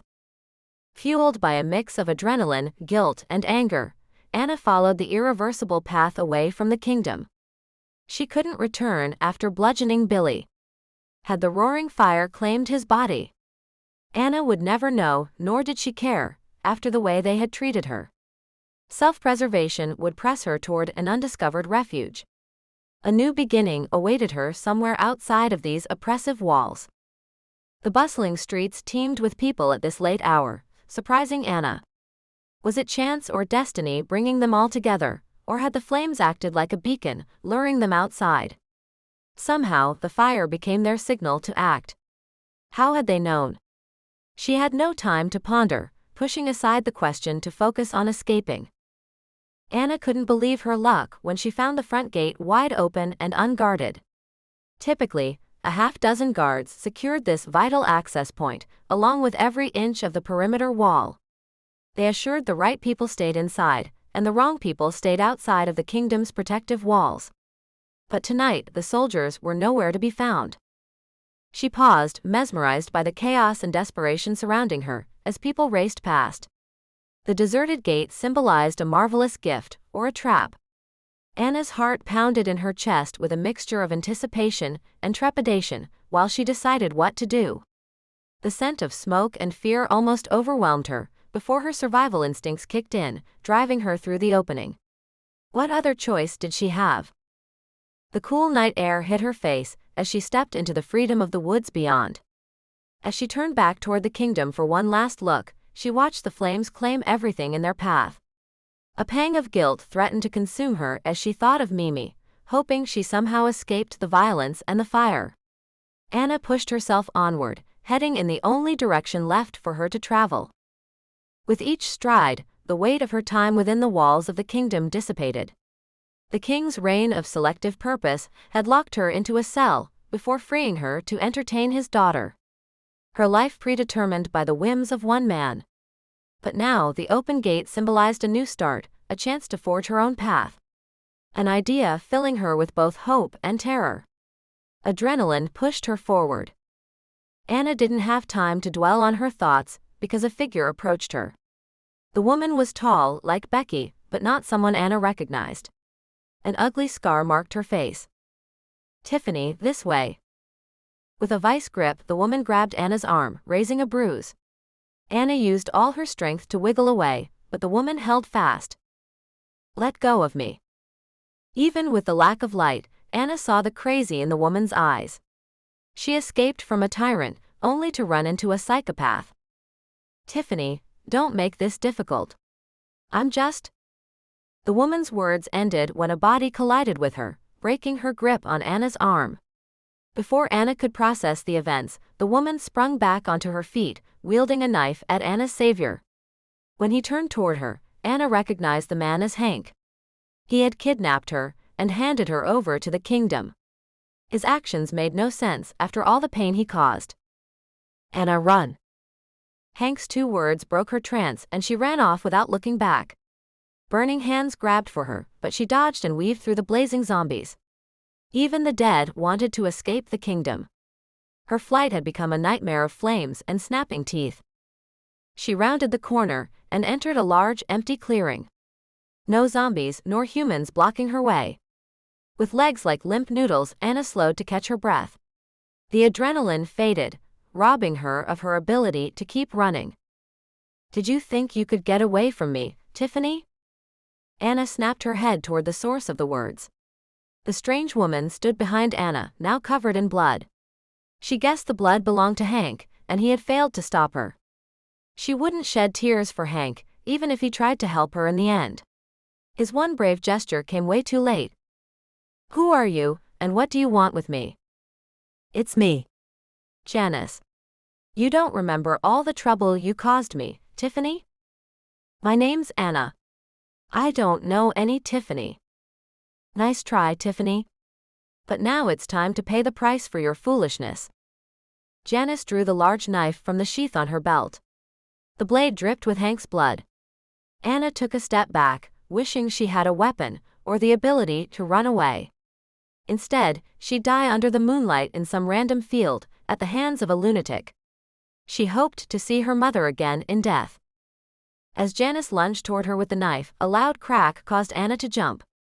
The knife, along with most of Janice's hand, was gone. Before Anna could solve the mystery, Janice turned and sprinted back into the woods. A scream drew Anna's attention in the opposite direction, as Becky and Mimi raced toward her. Becky took a couple of steps past Anna and stared into the trees, before returning to the 2 girls. Mimi stopped at her side, locking her in an embrace. The young girl rarely showed any emotion, so the hug took Anna off guard. "Are you okay? Did she hurt you?"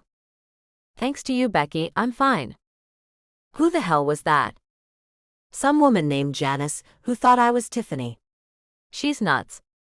I'm glad to see you too. It looks like Mimi is happy to see you. I saw what you did at the kingdom. We'll never mention it to anyone. Mimi released her death grip, and Anna almost collapsed under the weight of Becky's words.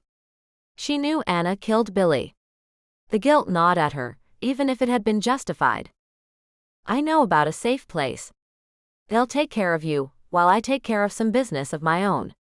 Once I'm done, I'll come back for you, and we'll go somewhere safe together. Does that sound good? Anna nodded, because she didn't trust what would come out if she opened her mouth.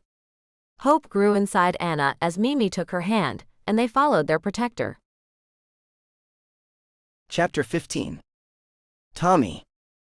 Tommy's heart pounded as he watched Rhonda and Perez pack their weapons, preparing to leave the safety of the sanctuary. He had avoided both of them for the last week, fearing their anger toward him. They were two of the toughest people he knew, but attacking the kingdom by themselves would get them both killed. As he saw them off, Tommy felt a sense of loss, fearing for his own safety without their protection. The group's dynamics would change without them in the camp. Everyone had tired of the constant tension and fighting between the two since Rhonda arrived. As they disappeared through the front gate, Tommy's attention shifted to his own survival. A sense of relief at not saying the wrong thing to either Rhonda or Perez and getting clobbered filled him. Then he looked at the remaining adults and found complete incompetence staring back at him. Had the time come for him to run again? Tommy didn't want to make a hasty decision, so he went about his daily chores. Routine comforted him. 2 shrill rings of the watch bell jolted Tommy out of his trance a few hours later. He knew the 2 rings meant strangers were approaching, and they needed to exercise caution. Not an outright attack, but not recognized friends either. Tommy grabbed his machete and sprinted for his position inside of the front gate. They told him to look menacing, hanging back, waiting. His role as a warrior only became important if the shit hit the fan. They'd all be dead at that point, anyway. As the gate parted, a tall, muscular woman led 2 young girls inside. This woman made Rhonda look small. Not an easy task. His loins stirred as he stared at her powerful figure filled with curves in the right places. Being a teenage boy, this reaction didn't surprise him, even if it embarrassed him. Then he got a look at the 2 girls, and his excitement ended.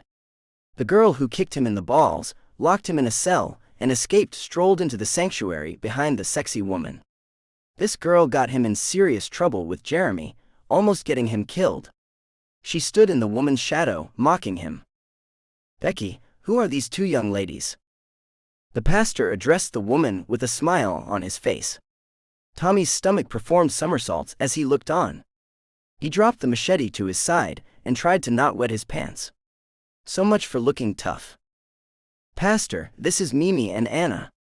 I need you to keep them safe for a few days. All hell broke loose last night at the kingdom, and I need to return to finish it. The pastor's smile turned to a look of concern, adding more fuel to Tommy's stress. Miguel and this new woman Rhonda left last night for the kingdom. I told them to look for you. Shit. Then I need to get moving. Tommy watched as Becky turned to the girls and whispered something in their ears. From his location, he couldn't hear the words, but he watched the tears form in the young girl's eyes. Anna gave her a long hug. Then, without another word, Becky disappeared through the front gate before it closed with a clang. Wait, I need to go with her to help Miguel. No, Shirley. You're needed here. Get these young ladies settled. We need your help keeping the sanctuary safe and operational. Those 3 know what they're doing. Besides, Becky has many allies within the kingdom. They'll be back in a few days, and we'll all be much safer once they return. Shirley's head bounced between the pastor, the closed gate, and the 2 girls. But then Shirley reached out, took the girls by their hands, leading them deeper into the camp. When Anna drew near, he saw a sign of recognition in her eyes, as her mouth turned into a sneer. She remembered him. Tommy lost himself in his work for the rest of the day. Best to avoid Anna and anyone else who wanted him dead. He regretted helping Jeremy and the thugs who came after him, but what choice did he have?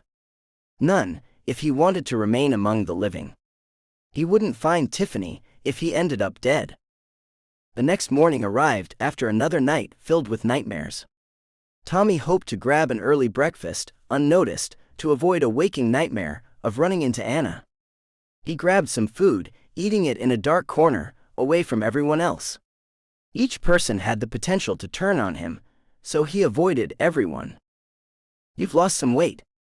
Anna's words caused him to spill his water all over his shirt. As he tried to dry himself off, she chuckled at his gaffe. Why couldn't she just leave him alone? "Sorry, I didn't mean to scare you." "No, but you didn't hesitate to kick me in the balls." His voice sounded whiny even to himself. He wished girls didn't fluster him so much. The same sneer she displayed the day before bent her lips at his discomfort. "Look, I'm sorry about kicking you in the balls. I'm sure you wouldn't have let me escape if I asked. If you had let me go, they would have killed you. You had a little pain, but we both made it out of there alive." "A little pain? I guess nobody ever kicked you in the balls." Anna laughed at his words before he realized how stupid they were. "No, it's fair to say that no one has done that to me. Let's start again. Hi, my name's Anna. What's yours?" The smile on her face looked genuine, but Tommy took a lot of abuse from pretty girls and jocks in middle school. It's the one thing he didn't miss from before the apocalypse. "My name's Tommy." "Wait, are you the Anna? I never connected it before." "I don't know what you mean about the Anna, but that's my name. Do you know a soldier named Perez?" Her mouth fell open as he spoke the name, telling him in an instant she was the Anna. If he could present her to Perez, maybe he would gain some credibility with the murderer. That would be helpful if he fell out of favor with Rhonda. "How do you know Perez?" For the rest of the day, Anna followed him around, helping with his chores. He told her his story, about how he had made it to the sanctuary with Rhonda and met Perez. Tommy left out several of the details that made him look like a fool. To his surprise, Anna became his first friend of the zombie apocalypse. They spent every minute of the next 2 days together, and Tommy felt happy for the first time in years. Possibly for the first time in his life. Toward the end of the second day, Tommy noticed a change in her attitude. "Are you okay? Don't you think Perez should have been back by now? It's been 3 days. From what I understand, he goes out for weeks at a time. He'll be back in no time." "You don't understand. The kingdom fell apart overnight. He would have walked into a war without knowing it. I need to go find him." "Are you crazy? You'll get yourself killed." "Sorry, Tommy. I've got to go. Perez wouldn't rest if I were out there. You told me he went out there looking for me. But he's a trained soldier and you're a kid." She kissed him on the cheek. "See you when I get back. I'll leave tonight, after everyone is asleep." The tears wouldn't stop running down his face as Anna strolled away from him. Thoughts of losing her overwhelmed him, so he planned on accompanying her. A stupid idea, ending with both of them dead. But he saw no other choice. He grabbed his machete, along with a few supplies, waiting for the right time for their escape. "Thought you were going to leave without me."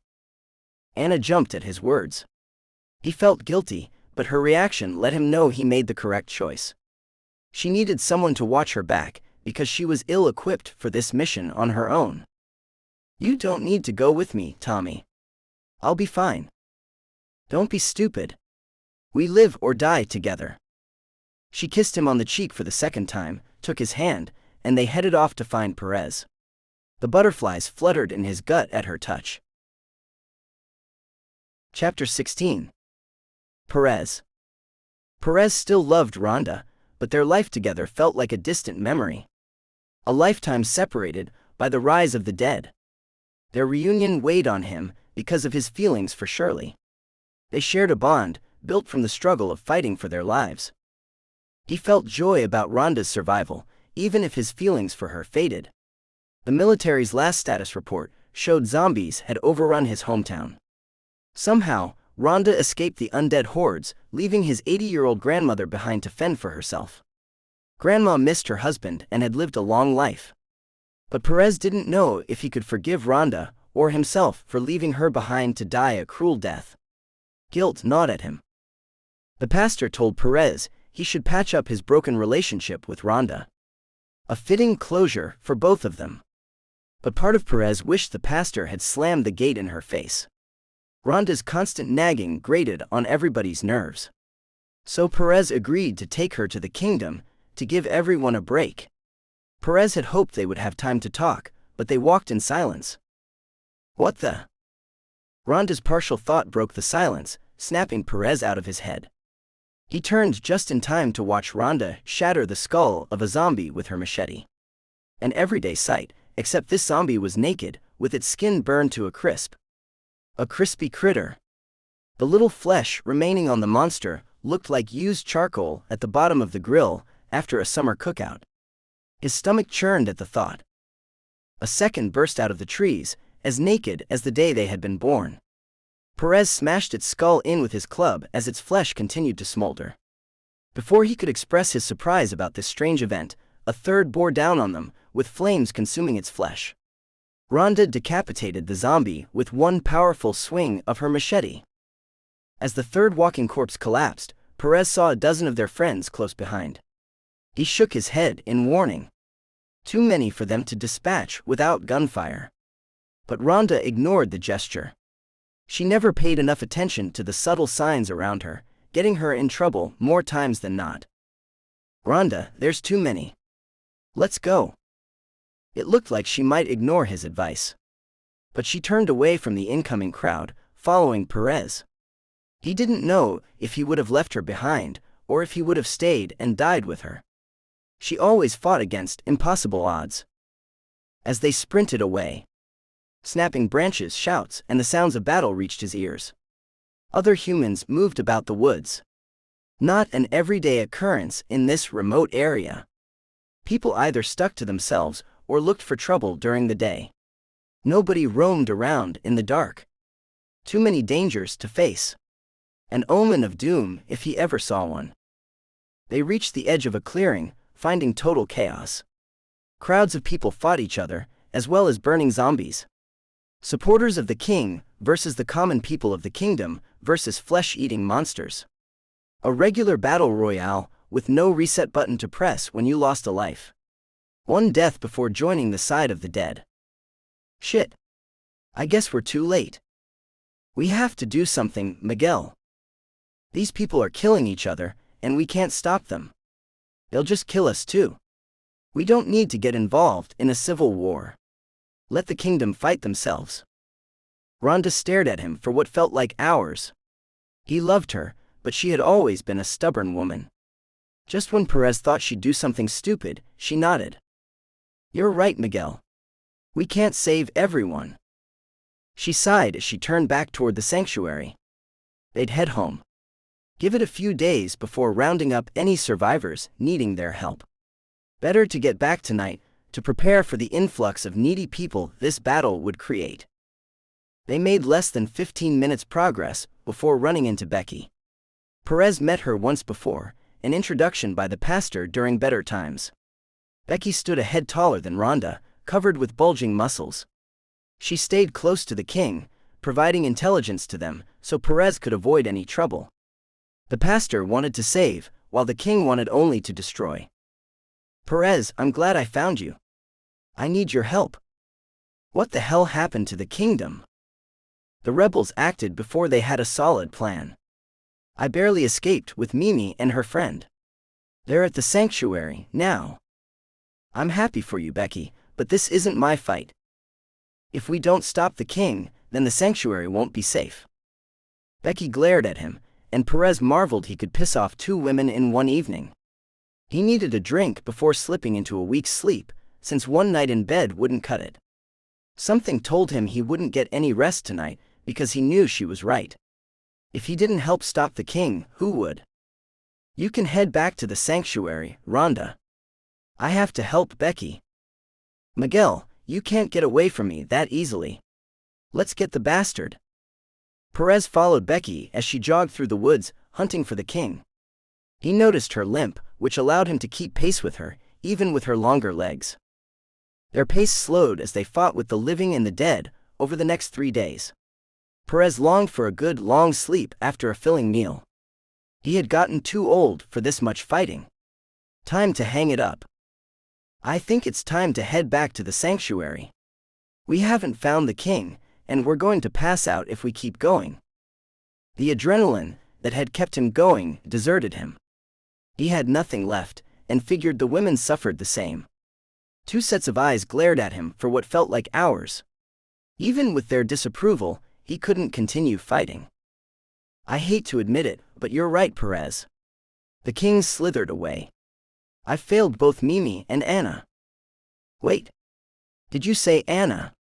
Is she middle school age with an athletic build? Yes. Why? She's the girl I've been looking for. A man took her, after killing another soldier and drugging me.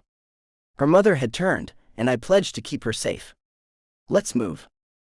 The news of Anna being safe, after all these months, reinvigorated him. Perez led them back to the sanctuary, double time. Finding her alive and unharmed would make up for all the terrible things he had ever done. As they rounded the last corner where the sanctuary came into view, his stomach did a back flip. Putrid black smoke rose from the camp. His pace slackened as he noticed the front gate broken down. The bell remained silent, telling him they would only find death inside. A tear rolled down his cheek at the thought. Carl's broken body laid on the ground behind the guard tower. The silent man took his duty seriously, never abandoning his post for long. His dedication in life resulted in his death. Lily, Rose, and the pastor's bodies laid a few feet away. Perez knew right away the 2 women were dead, but the pastor showed signs of life. Robert, what the hell happened? Perez. The pastor's mouth contorted into a smile. Guilt gnawed at Perez for not being here to save his friend. Crazy woman, large scar, looking for Tiffany. Who's Tiffany? No idea, look for survivors, avenge us. After his words, the pastor breathed his last. Perez made sure he wouldn't reanimate. The tears made it difficult to see, as he provided the same mercy for Lily, Rose, and Carl. He lost track of the 2 women in his grief. As he searched the grounds, he found Red, White, and Shirley's corpses. Scrambling their brains felt cruel after what the 3 women had meant to him, but nothing else could be done for them now. Perez repeated the scene until he found Becky crouched over a young girl. A surge of relief filled him as he discovered the body didn't belong to Anna. The thought gave him hope, while it filled him with guilt witnessing Becky's breakdown. Tommy isn't among the dead. Do you think he got away? Rhonda's words caused him to jump, telling him he needed to exercise vigilance. He hadn't found Anna either, so maybe the 2 got away during the battle? Did he have the skills to survive alone? I taught him all I know. Rhonda grew up in the sticks, learning the basics of hunting and fishing. She wasn't a trained soldier, but knew how to live off the land. It gave him a glimmer of hope that Anna survived. We need to see to the dead, then we look for Tommy and Anna. Then we get revenge. Chapter 17. Anna. Anna didn't regret kicking Tommy in the balls, because her life would have turned out much worse if she hadn't. She was relieved he had forgiven her, and agreed to join her in looking for Perez. Whether he did it to be helpful or only to find his friend Rhonda, she didn't care. It provided her with a traveling companion, someone to watch her back.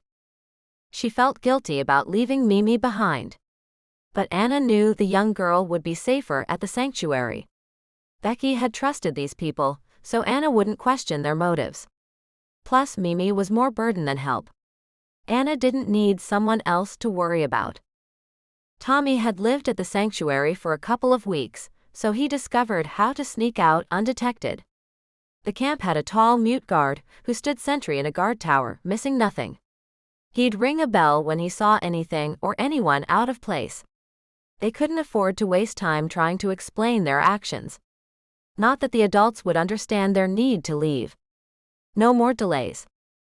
He led her to a small hole in the fence, hidden in a far corner of the camp. The church building blocked it from view.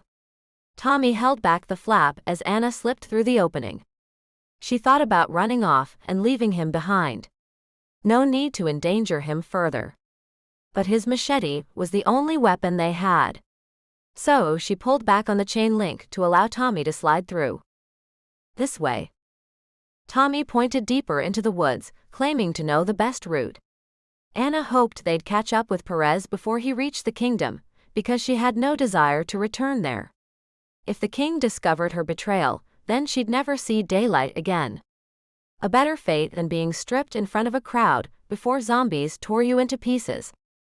Becky brought her in through the front gate in the dark, so nothing looked familiar as they tramped through the woods. She hoped Tommy knew the way, and wasn't trying to impress her like a typical teenage boy. The foolishness of middle school ended when the apocalypse started. Her mind returned to the task at hand as Tommy disappeared right in front of her eyes. Unfortunately, Anna's attention didn't return the instant he fell, but returned as she face planted. She tripped over his prone body. Ah! Tommy hadn't tripped on a tree root, but on a burned-up zombie corpse. Its skin turned black, peeling from its body, releasing a stench like burned barbecue at a summer cookout. The sensory overload caused her stomach to heave. "What the hell is that?" Tommy said. "When we left the kingdom, the camp was burning. It must have got caught in the fire. We're getting close." Tommy pulled his collar over his nose while shaking his head. She worried the sight would make him want to turn back, leaving her to fend for herself. But he stood up and held out his hand, helping her to her feet. "Then we'd better be careful." She nodded in response, afraid to speak, thinking she might break down. Anna didn't want to end up on her own again, and the fear of Tommy leaving her behind crushed her. Could she blame him if he took off running? It took everything in her to stay on task and not run for the security of the sanctuary herself. As they stepped around the body and the tree beyond it, a zombie tackled Tommy like a professional football player. Their only weapon, a machete, remained in a sheath secured to his belt. She stared, frozen in place, trying to figure out how to help. Her eyes fell on a rock about a foot in diameter. Anna lifted it with both hands, crashing it down onto the zombie's head. She didn't count the number of times she drilled the monster in the head, but the blunt instrument did its job, stilling the corpse. "Are you okay?" "Yeah. I think so." Even in the dark, she could see the attack knocked the bravado out of Tommy. This time she reached down and helped him to his feet. He wiped the dirt off his clothing while he examined himself for bites. Anna wanted to give him his privacy, but she needed to make sure he hadn't been bit. "No bites." A big smile broke out on his face after his discovery. It made him look cute, but she buried the thought, not wanting any complications. She stepped over the body, leading them toward the kingdom, still hoping to intercept Perez. Anna daydreamed about the reunion with Perez, the only person left in her life who felt like family. As she stepped around a large tree into a clearing, Tommy grabbed her from behind, dragging her backward. Anger flared through her. "Tommy, what the hell?" His pale face shone in the dark as he pointed into the clearing. Anna followed his hand to find a grand melee taking place. A combination of burning zombies battling with a group of humans. The violence of the kingdom spread into the woods. They sat and watched the battle unfold in front of them. The humans all carried weapons, so the fight wasn't as one-sided as the one the king had forced her to watch. Anna had to face reality. They were kids, not equipped to deal with this violence. If she wanted to live, then they needed to hightail it back to the safety of the sanctuary. Perez was a soldier with combat experience, and he'd know how to handle himself. "Tommy, we need to get out of here." This time, he nodded. They scrambled to their feet, jogging back the way they came. Tommy led the way, giving both dispatched zombie corpses a big berth. The thought of how close they came to death made her stomach churn more than the stench of the rotting bodies. Anna thought she remembered the way back, and expected them to reach the hole in the fence within an hour. 2 at the most. Fatigue stopped them as the sun rose above the horizon. She stooped, gasping for breath, wondering where they were. As her vitals returned to normal, she expressed her concern. "Tommy, where are we?" He frowned, scratched his chin, while he spun in a circle. Fear consumed her as she watched his confusion. Tommy smiled as he pointed to his right. "It's this way. I think we're close." His confidence gave Anna a surge of hope. She had been foolish to think they could navigate the apocalypse on their own. They were a couple of kids, not soldiers. Another half-hour passed, and Anna doubted Tommy's navigation skills again. But they reached a clearing where she saw the familiar fence. He turned and smiled at her before proceeding into the open field. Then she saw it. Anna grabbed the back of Tommy's shirt, pulling him behind a large tree with all her might. The momentum caused them both to fall in a heap. Tommy's look of confusion turned to fear when he turned his gaze toward the camp. Someone busted the front gate down, and flames rose from inside the walls.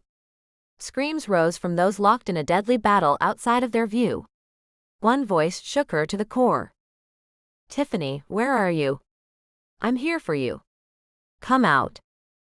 "Who is Tiffany?" Tommy said. "I don't know.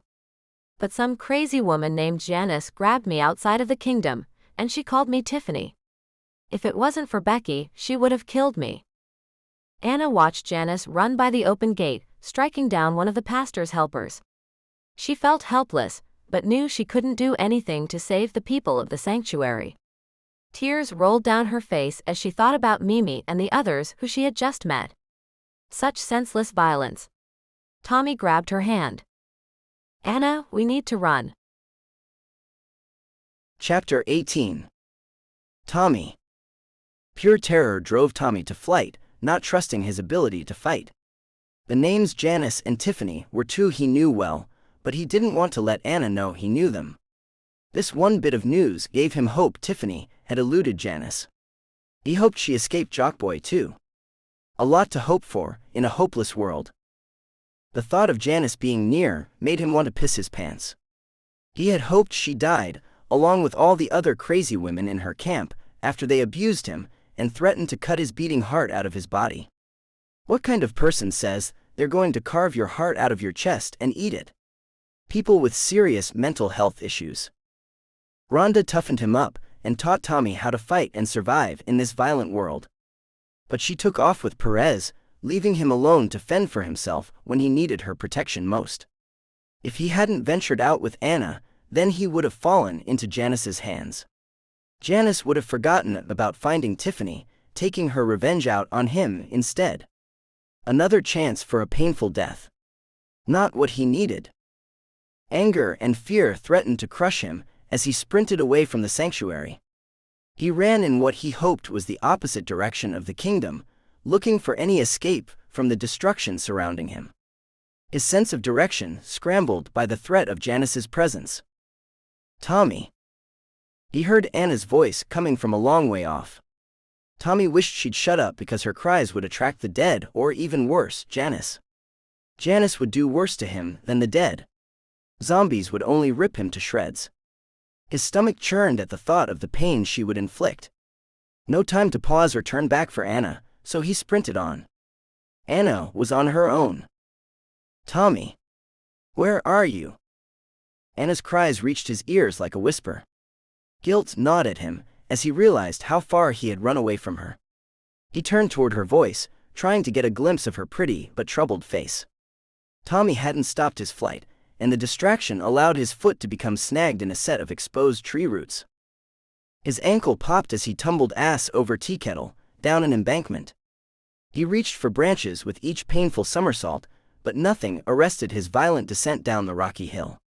Bruises drove the embarrassment of falling from his mind, making him wish the physical pain would stop before he died. "Get up, boy." A strange man's voice boomed over him as his body came to a stop. He thought about reaching for his machete, but then Tommy saw the half-dozen large, well-armed men surrounding him. Plus, he lost his weapon during his ill-conceived flight from his demons. It laid somewhere between here and the sanctuary. "Bow down to your king, boy, or I'll have your head." The monster of a man waved an enormous sword around as he spoke. Tommy didn't know who the king was, and he hadn't been able to get his feet under him yet. He groveled at the giant's feet, hoping to avoid decapitation. "Not me, you fool. Him." A chuckle accompanied the behemoth's words as he pointed to a heavy-set man who stood a foot shorter than the sword-wielding maniac. The look on the fat man's face caused a flutter to rise in Tommy's stomach.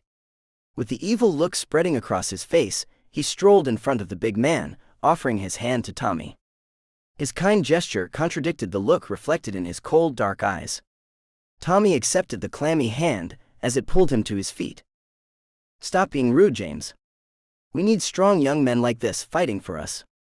You want to fight for the king, don't you, son?" Seeing no other option, Tommy nodded. He didn't want to fight for this egomaniac, but he didn't want to die, either. This clown must have been the leader of the kingdom, who had no issues putting people to death in horrific ways. Tommy witnessed the death match with Rhonda a week before reaching the sanctuary. If he played along now, he'd find an opportunity to escape later. "When the king addresses you, you shall speak to him in response, punk." "Easy, James. Let me handle this. Make yourself useful, go secure our location with the others." James stared at the smaller man with anger flashing in his eyes. Tommy hoped the men would fight among themselves, allowing him to slip away in the confusion. The bigger man turned away after a pause, leaving Tommy and the king alone. Not what he'd hoped for. "Sorry about that, son. What's your name?" Tommy stared at the king's stained teeth, while he recoiled from the stench of his breath. Zombies had better dental hygiene than this man. Not what Tommy expected from an actual king. "Tommy." "Nice to meet you, Tommy. You can address me as the king or sire. We're heading to set up a camp for young people like you. Will you join us in this wonderful new future?" He wanted to spit in the king's face and run for his life. Based upon the fact he was unarmed and outnumbered, Tommy figured he'd make 2 steps before dying a slow, painful death. So, he did the only thing he could to assure his continued survival. Tommy smiled and nodded. "Yes, sir. I'll follow you." "Excellent. Let's head out." He counted the king, James, and 6 other oversized men. A quarterback and his offensive line. What position did this leave for Tommy? Tommy stumbled as a large hand shoved him from behind. Somehow, he kept his feet under him. "Move, dumbass." James would never become his friend. He'd have to watch the big man until he escaped. Tommy didn't know when that would happen, because even Rhonda couldn't face this many men in a fight, and she could kick his ass. His shoulders slumped, and his head leaned toward the side as Tommy trudged along. James marched behind him, while the king walked in front of Tommy. A regular sandwich of doom he found himself trapped in. Chapter 19. Anna. Anna saw the look of fear in Tommy's eyes when she mentioned the names, Janice and Tiffany. His voice trembled when he asked, "Who is Tiffany?" A tell letting her know he lied about not knowing them. She didn't know why he refused to tell the truth, nor could she ask him now. Tommy grabbed her hand, telling her to run, but released it before racing ahead of her. A moment of comfort from his touch turned to fear within seconds as he released her hand. His weight loss made him faster than Anna expected, and she struggled to catch up with him. She was a gifted cross-country runner, focusing on distance instead of sprinting. All the time locked in a cell hadn't helped her fitness level. As he vanished around a corner, she called out, "Tommy." Anna regretted the action as the words left her lips. Zombies, raiders, or allies of the king might hear her, and none of them were their friends. A mixture of fear and desperation had opened her mouth in a moment of weakness. She reached the corner where Tommy disappeared. Turning it herself, she still did not see him. "Shit." Anna swore to herself out of pure frustration. Her heart pounded, and she slowed her breathing as she broke her stride. Fatigue hadn't overtaken her, but she reserved her energy for a possible renewed bout of flight or fight. "Tommy. Where are you?"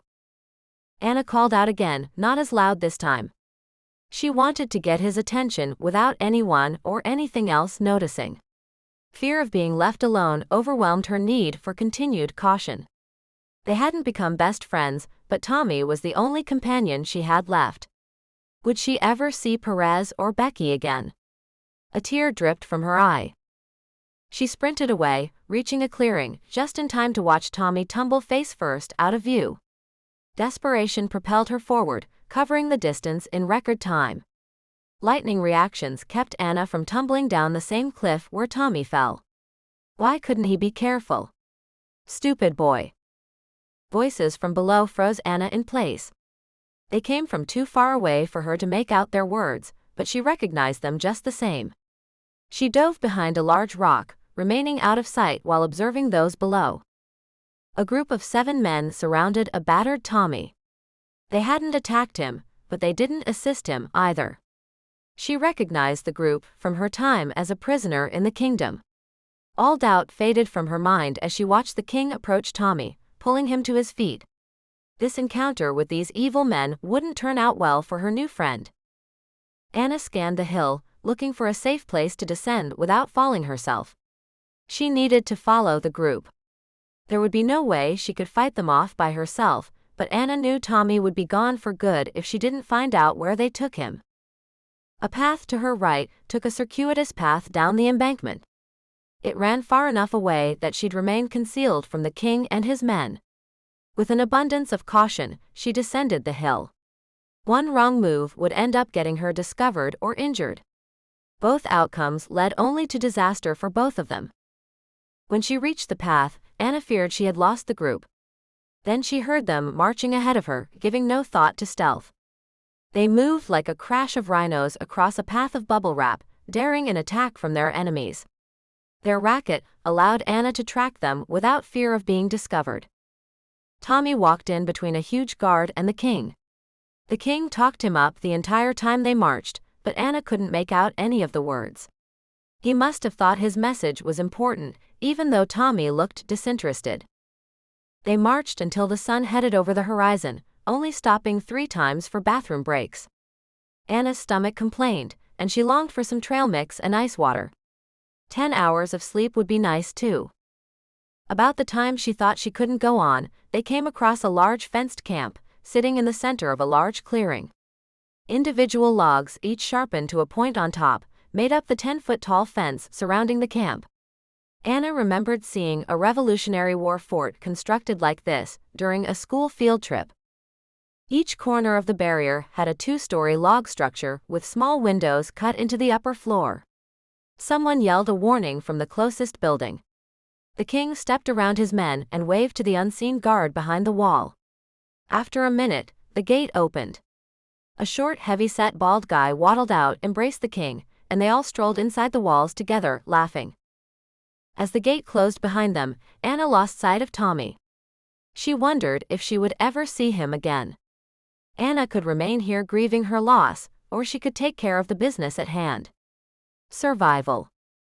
She desired to live, so Anna knew she needed water, food, and shelter. The people in the camp would need the same things. So, Anna followed the wall around the camp, remaining out of sight of the guards but close enough for her to glimpse the wall. When she reached the 6 o'clock position, she found a river 15 feet across. Fish leapt out of the crystal clear water. Her mouth watered, and her stomach rumbled at the sight. Anna followed the river 2 football fields away from the camp, before stopping to fill her empty canteen. Without a filter or any chemicals, she hoped for the best as she drank her fill. Intestinal distress might kill her, but so would dehydration. As the sun sank over the horizon, she noticed a reflection coming from farther up the hill. Curiosity got the better of her, so Anna climbed the embankment. A small 1-room cabin rewarded her effort. It reminded her of the place where she last saw Perez. This one lacked a store of supplies, but she found a box of stale granola bars and a 6-pack of the cola in the red cans. She washed down 2 of the dry bars with a can of the flat soda. Before it became too dark to see, Anna dragged 2 large pieces of furniture in front of the only door. Not Fort Knox, but secure enough for her to get some sleep. Morning came before she knew it, leaving her feeling exhausted from her fitful sleep. The new day's light revealed 2 fishing poles, along with a box full of lures. She remembered the fish jumping in the river, and wished someone had taught her how to fish. Anna knew she needed a plan, but didn't know what to do. She ate 2 more of the stale bars, washing them down with 2 cans of the cola. Tears rolled down her cheeks as she wished for someone to help her. Would this nightmare ever end? Chapter 20. Perez. Perez had meant what he said. Take care of the dead, find the kids, and then seek revenge. Complete the trifecta, in that order. A group of raiders wreaking havoc wouldn't be hard to locate in this dead landscape. He carried each body inside the pastor's church, placing them in the front of the sanctuary. The act nauseated him because he had cared for each person in life, even if only for a short time. If he hadn't given in to Rhonda's nagging to leave the camp, he could have saved everyone. Or he'd be dead too, like the rest of his friends. A tear ran down his cheek as his gaze swept over the bodies. He wanted revenge for their deaths, but he wanted an end to all the killing even more. Perez desired this, ever since the day he obeyed the order to fire on the crowd on the bridge. The act cemented in his mind from the horror of his actions. We need to get moving before the trail grows cold, Rhonda said. Both of the women had given him the stink eye the entire time he cared for the dead. Their uncaring attitude grated on his nerves, even if they hadn't known these people. Have some respect for the dead. Darling, have some respect for the living, instead of crying over your dead girlfriend. You wouldn't have known her if you looked for me, instead of shacking up. Your grandmother might have made it out alive if you had. His heart banged against his ribcage, and the red fog materialized in his peripheral vision. Perez reminded himself that he had loved Rhonda, as he pushed the anger back down inside of him. Becky stood next to the door, with her arms crossed, watching the interaction with a smirk on her face. Don't you dare pin her death on me. You were there with her, and you did what you always do. Look after Rhonda and nobody else. Fire flashed in her eyes, and Perez regretted leaving his rifle leaning against the wall outside of the church. It had gotten in his way as he carried the bodies to their resting place. He didn't know if he could fire on his former fiancée, even if he had it at hand. She spit in his face before turning her back on him and storming away. Becky chuckled, following Rhonda out the door. Perez watched them leave without regrets. He had promised Ruth he would watch over Anna, and the promise had a powerful pull. So far he had failed, but Perez expected to find his redemption when he saved Anna. Let the woman seek their vengeance, trying to find an elusive peace. Murder provided no relief from the pain of loss. He knew from experience. Thanks for believing in me, Shirley. Red and white, I'll miss you. I hope you're with your God now, Robert. He wiped the tears from his face, turning away from the bodies. Time to leave the dead behind, and find Anna among the living. At least he hoped to find her alive. The prospect of saving her kept him going, otherwise he might swallow the barrel of his rifle. When he crossed over the threshold, Perez found his rifle's resting place empty. He expected nothing less from the 2 women who revealed their cruel sides. Thankfully, neither had been in the camp long enough to know about his stash. They'd only have his rifle, along with 2 extra magazines. Not enough firepower to get far. Perez wished them the best, expecting to never see either of them again. The thought gave him no grief or peace. For the last time, he visited his secret makeshift armory at the sanctuary. There would be no returning to this cemetery. He had no other plan except for saving Anna, having no clue what he would do if he succeeded. Perez grabbed his last M4 rifle, along with his trusty SIG pistol. Ammo reached critical levels, but he took it all, packing it along with a few hidden supplies into an old backpack. With his gear secured, Perez took one last look back at the sanctuary as he passed through the gate. Nobody would mistake Perez for a tracker, but his grandfather taught him the basics when they hunted together. Perez missed those days on his grandparents' farm. Unfortunately, everyone leaves their youth behind, only to face the cruel world on their own. Perez took a spiral route away from the gate, until he found the signs of a fresh path. Not a large, well-beaten trek, or a haphazard one created by zombies, but a set of recent footprints created by someone fleeing the sanctuary in a hurry. With a renewed purpose, Perez followed the path, hoping to find Anna alive when he reached the end. Sweat rolled down his face as the fierce sun overheated him. It had just crossed through its zenith, so he still had several hours of daylight remaining. The footsteps transitioned from side by side to single file as they led away from the gate. No logical reason for the change jumped out at him. He figured the two kids must have run once they saw the destruction. How they escaped the attack, he didn't know, but he hoped to find out once he caught up to them. He traveled through the woods for what felt like hours before reaching a small clearing. Experience taught him to not run out into the open, so he crouched at its edge, scanning for threats. Perez observed no one else, but he saw the footprints crossing the open space. Shit. Even his training couldn't prevent the curse from crossing his lips. A lapse of judgment he hoped wouldn't prove fatal. He watched and observed until he thought nobody waited to gun him down. The footsteps took him to the precipice of a drop-off, falling 30 feet to another path below. Someone had tumbled down the incline because of their inattention. Shit. The spoken cure slipped out again. Whoever had fallen down the hill would find themselves beaten up and broken like Humpty Dumpty.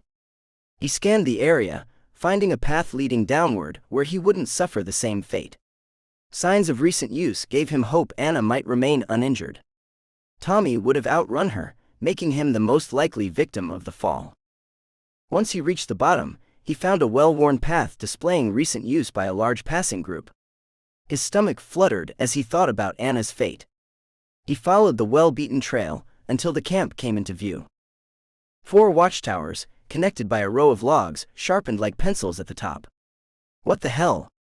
He kept the words inside of his head this time, as he stared at the impenetrable barrier standing before him. Perez needed a plan to get inside to save Anna. Chapter 21. Becky. When Becky saw Mimi's broken corpse, her blood boiled. She swore an oath to the dead girl, promising revenge. Becky would make them pay with their lives, after inflicting excruciating pain. Torment that would make them beg for the escape of death. She had hoped that Perez, the soldier with the dead eyes, would accompany her on this quest. He projected an aura of danger and death. But instead of action, he appeared satisfied to mourn the dead before looking for Anna and Tommy. Becky hated to tell him they were both dead. Even if they escaped the attack, neither would make it long on their own. The weak died in a post-apocalyptic world, simple as that. Rhonda had a previous relationship with Perez, and she arrived at the sanctuary with Tommy. So, the display of contempt between the two former lovers surprised Becky. She expected to leave the camp on her own, not with Rhonda the relentless. Either way, Becky would have been fine, because she spent most of her life alone. The best company she could hope for. Becky couldn't pass up the opportunity to grab Perez's M4 rifle, along with the 2 extra magazines he left unattended. She felt a nibble of guilt, but felt she needed the weapon more than Perez. Plus, she didn't trust Rhonda with it. Rhonda the Relentless had been a cagey fighter in her time and a hothead. Anyone who watched her championship battles knew her checkered past. Once we get these bastards, we need to find Tommy. More weakness on display. Becky sneered at her, refusing to acknowledge her foolishness. These idiots needed to face reality, accepting the passing of their protégés. Nobody lived forever when zombies and evil humans walked the earth. One or the other would do them in. We'll see. Let's deal with one problem at a time. It sounded reasonable to her, but Rhonda gave her the stink eye. With any luck, the bitch would die as they slayed the last of the raiders. Either way, Becky would keep her eye on Rhonda the Relentless until they finished their mission. She didn't trust the woman, and she assumed the feeling was mutual. Becky had experience tracking people in her former life, but the trail the attackers left behind was easy to follow. The 3 blind mice could follow them without getting their tails hacked off. She swallowed the laugh, so her jumpy travel mate wouldn't find fault in her reaction. It looks like a half-dozen people traveled this way, Becky said. No shit. The fire in her eyes, along with the sneer plastered on her face, betrayed Rhonda's piss-poor attitude. Becky had tried to change the subject after her rejection of Rhonda's request to find the kid. In retrospect, she should have placated her. Agree with her now while Becky needed her help, before figuring out how to ditch her later. It had been hard to develop a team mentality after working solo. Silence seemed to drag on for hours before she heard the voices. The laughter and brazen speech could wake the dead, and they just might if they weren't careful. Becky flashed the universal stop sign as Rhonda crashed into her from behind. How had this clueless woman survived so long? What the? Becky interrupted her words with her hand over Rhonda's mouth. Flames surged in her eyes as Becky pointed toward the threat. Rhonda nodded her understanding after the sudden action alerted her to the impending danger. They aren't far in front of us. Let's split up. I'll go right, you go left. Stay out of sight and remain silent. Once we understand the threat, we'll meet back here. Rhonda glared at her in response. Becky missed the people she used to work with, especially when she had to deal with these amateurs. Without responding, Rhonda stomped away from her, in the direction Becky had pointed. Becky slipped through the woods with a practiced ease, avoiding anything that would alert the enemy to her position. She couldn't worry about Rhonda, only handle the things she controlled. After moving about a quarter click, Becky found a half-dozen combatants resting in a small clearing. They carried an assortment of hunting rifles and pistols, showing little organization. Even an unorganized armed mob could pose a major threat to a trained killer. She prepared to retreat to their predetermined meeting spot, as the gunfire started from the other side of the clearing. Shit! Becky cursed Rhonda as she aimed the M4 at the scattering targets. She checked to make sure the weapon was in single-round mode before pulling the trigger. With a diminishing ammo supply, all her shots needed to count. Even though this hadn't been their plan, the crossfire made quick work of the enemy. Becky waited for Rhonda to enter the clearing before she broke cover, to avoid any possibility of being shot by the loose cannon. What the hell? Our plan was to retreat and discuss our attack. They're all dead. What difference would it have made? We got lucky. They could have turned the tables on us. Screw you. They're all dead. You're welcome. Becky flexed her fists by her side instead of punching the smaller woman. She slowed her breath and waited for her pulse rate to drop. Anyone who acted this way wouldn't last long.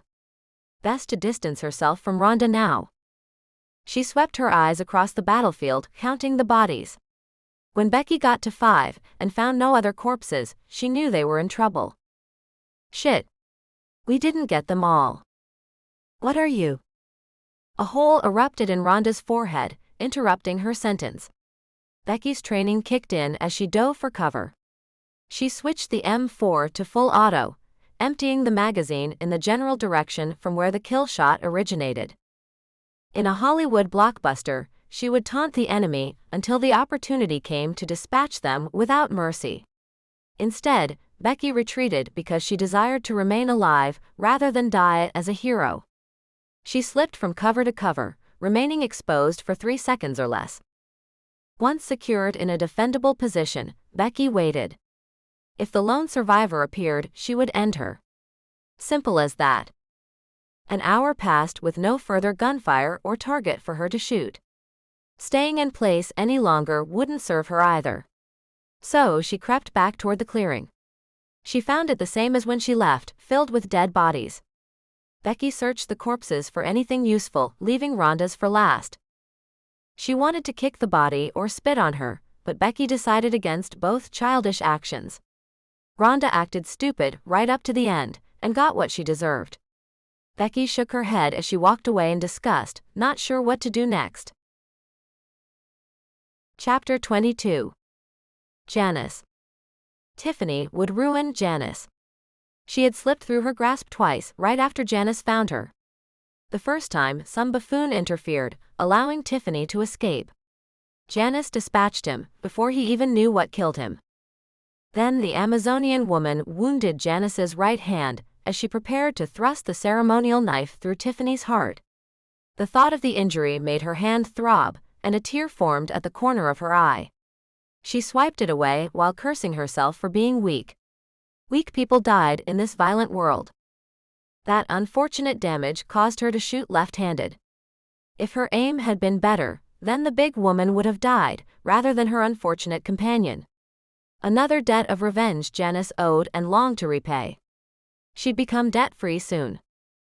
The world would suffer no loss because of this woman's death.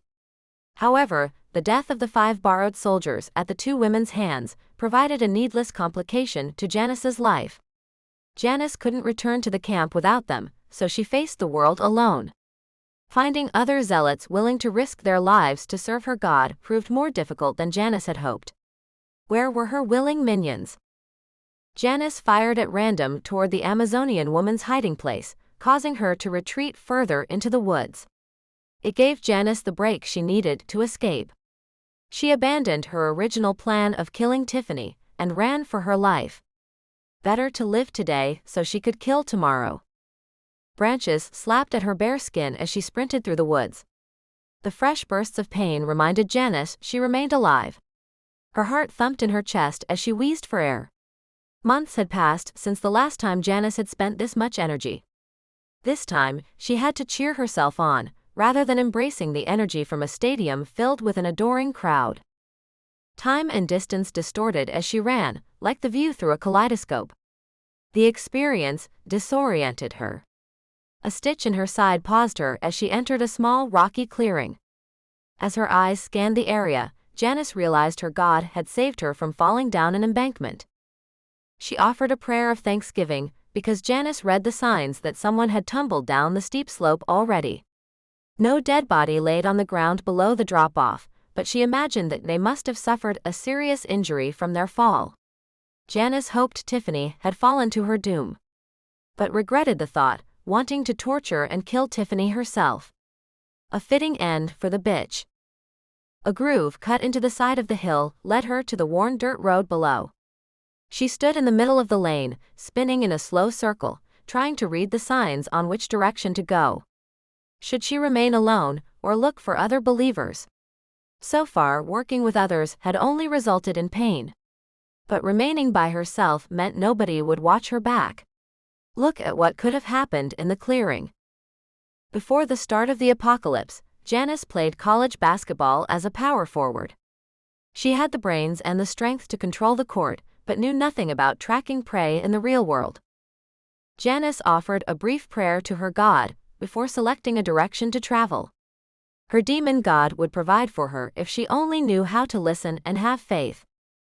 Time flew by, while Janice imagined what she'd do to Tiffany and Tommy once she found the 2 of them. Their lives would become a living hell at her hands as they begged for the mercy of death. She might grant their wish. A smile bent her lips. Laughter rang out, revealing her giddy feelings to the world. Her feet became so light that she skipped down the road. All her cares vanished, knowing she had become a god. The god of death, raining down justice on the heathens. Hallelujah. Hey you bitch. Stop right there. A deep male voice froze her in her tracks. She watched 2 dark shadows morph into 2 monsters. Both men stood half a foot over her, outweighing her by 75 pounds of muscle each. They wore chainmail. Chapter 23. Tommy. Tommy watched the Game of Thrones every time he spent the night at Rob's house. They started their watch party after discovering the website, documenting all the nude scenes. The show itself didn't interest them, only the scenes with naked women. His only idea of life during medieval times came from this experience. He couldn't imagine it any other way. But now he lived the life, after being conscripted into service as the king's squire. The fate of the former squire was a question Tommy feared to ask. He witnessed the abuse of women, the sick, and the elderly by the same barbarians who took him prisoner. Tommy wanted nothing more than to escape, only his fear prevented him from running. If he failed during an escape attempt, then he would find the answer to what happened to the previous squire. These men carried swords, wore chainmail, and displayed competence with their melee weapons. Foolishness caused him to leave Anna during their escape from Janice, and now he regretted his decision. He hoped Anna got away, even if he hadn't helped her. Tommy saw no way to help himself. Even with all the violence he had already witnessed, the sight before him took his breath away. He recognized the naked unconscious woman tied to the pole in the middle of the camp, even though he had never seen her sans clothing. Janice had heaped the abuse on him while he had been naked, at her mercy. Her head hung to the side, with only her bonds holding her unconscious body upright. Part of him wanted to cheer her downfall, but a trapped animal could still bite. She shouldn't have survived the collapse of her evil kingdom. "Aye, laddie. Cast our eyes on the prisoner. She'll die in the morn." Tommy wondered if the king had talked like Scotty from Star Trek his entire life. Or had he created this facade after the apocalypse started? He'd never ask, because Tommy enjoyed remaining among the living without pain. If forced to guess, Tommy would say the man was a fraud, since he often lost the accent. What did she do? Don't worry yourself, lad. The armor-bearer need not carry the weight of his king's decisions. The king roared with laughter as he walked away, but Tommy didn't get the joke. He wanted the two to fight until their deaths. Then he would find freedom from both psychopaths. Right now, he saw no way out of this nightmare, so he followed the king, taking his place on the stage. Play the role for now. A slight nod from the king caused a bucket of water to fly into Janice's face. She coughed and spit as consciousness returned. If it had been anyone else standing there, Tommy would have felt sorry for them. But he hated the woman who tied him down naked, threatening to cut his heart out of his chest. Emotion racked her face, switching from confusion to anger and finally to fear as she struggled against her bonds. These cruel men knew how to tie a knot, so she wasted her strength. Tommy watched the water run down her body, dripping from her nakedness. To his surprise, a stirring arose in his pants. He cursed his teenage libido, running scenes of the torture she dealt him through his mind. It didn't shrink the growing tent in his pants. Thoughts ran to the story of being called to the blackboard to solve a math problem after fantasizing about the class hottie. The king's voice interrupted his thoughts. My men discovered this hussy sneaking around. They discovered her intentions to infiltrate and spy for another group. Without me, you'd be defenseless. What say ye about her fate? They stared at the naked woman tied before them, the king and his beefy warriors. Mumbles between the citizens reached Tommy's ears, but no bloodlust rang out. The king and his men had overrun these poor people, and they were prisoners just like Tommy. He understood how they felt, afraid to say the wrong thing, finding themselves tied naked in front of the crowd, awaiting their death. I understand. The decision is too difficult for the common people. Your king will make it for you. The bitch dies in the morn.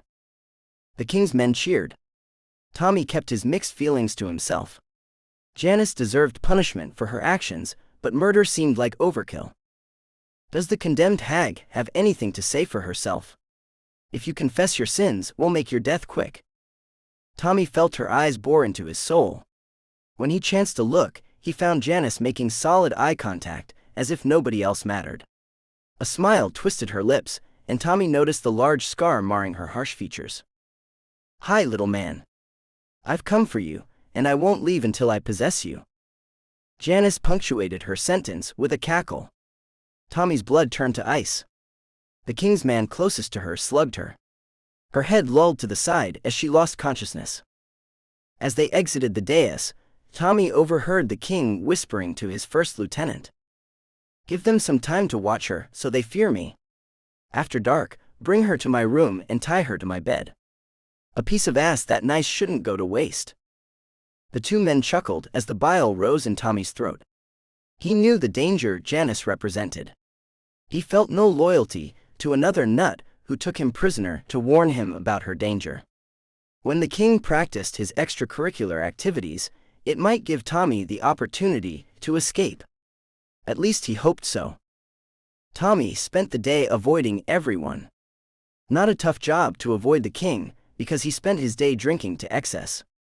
He skirted the center of town, so his eyes wouldn't pass over Janice's flesh again. Earlier in the day, he had his fill of the sight.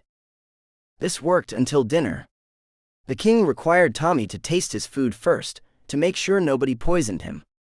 Tommy didn't know if the original residents would be so crafty, but the action caused his heart to race.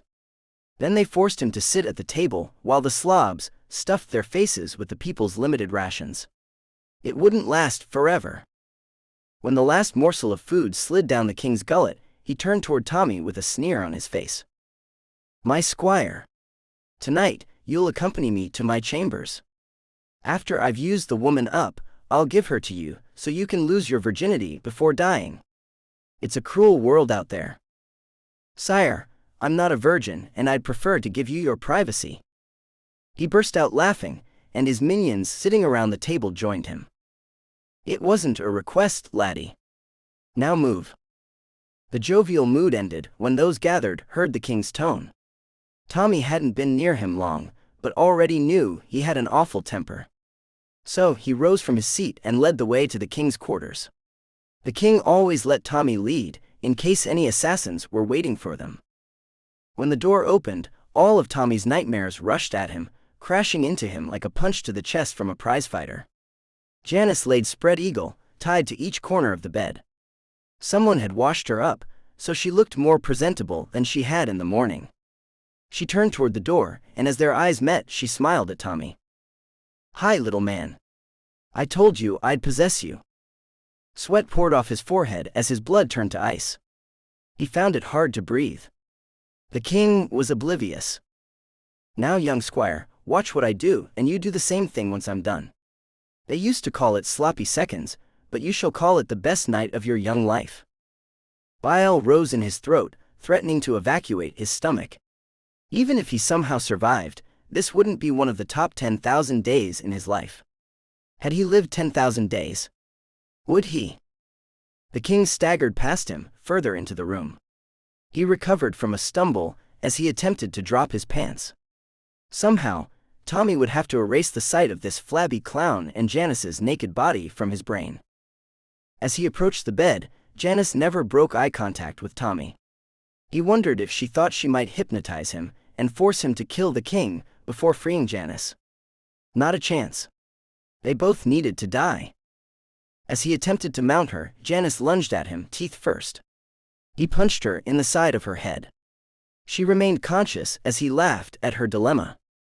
The king turned his head toward Tommy as he lowered himself down a second time. "You need to show these bitches who the boss is, squire." His lapse of attention allowed Janice to chomp down on the side of his neck with her teeth. Taking a cue from the zombies, she clamped on, shaking her head. Janice spat a large piece of tattered meat onto the bed as blood erupted from the king's throat. Tommy found himself frozen in place. "Little man. Cut me free and I'll save you from this loon. They can't kill me because I'm a god." Blood covered her body, like a macabre fashion artist with body paint performed the work. The king's corpse fell to the ground as the flow of blood ceased.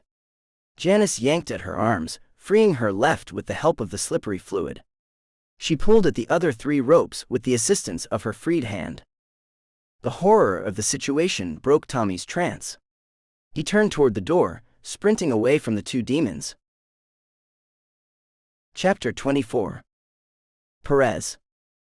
Perez had too many problems without solutions. He stood outside the impenetrable wall of the camp, wondering if Anna lived on the other side. Either as a prisoner or as a guest. With no high ground nearby, Perez had no view inside the walls. His predicament didn't give him an effective way to observe and discover the answers for himself. The best view he had provided a somewhat restrictive sightline down only 2 sides of the camp at a time. Thankfully, this group showed little discipline as they understaffed all 4 guard towers. Perez came and went at will, since they spent little time watching for threats. By himself, he couldn't scope out the camp 24/7 because he needed to eat and rest. That's why a fire team had 3 members. Perez yawned and stretched, listening to the popping coming from his spine. He shook his head, trying to drive the fatigue away. His eyes burned, wanting to slam shut for good. But he forced them open, knowing the dangers associated with falling asleep alone in enemy territory.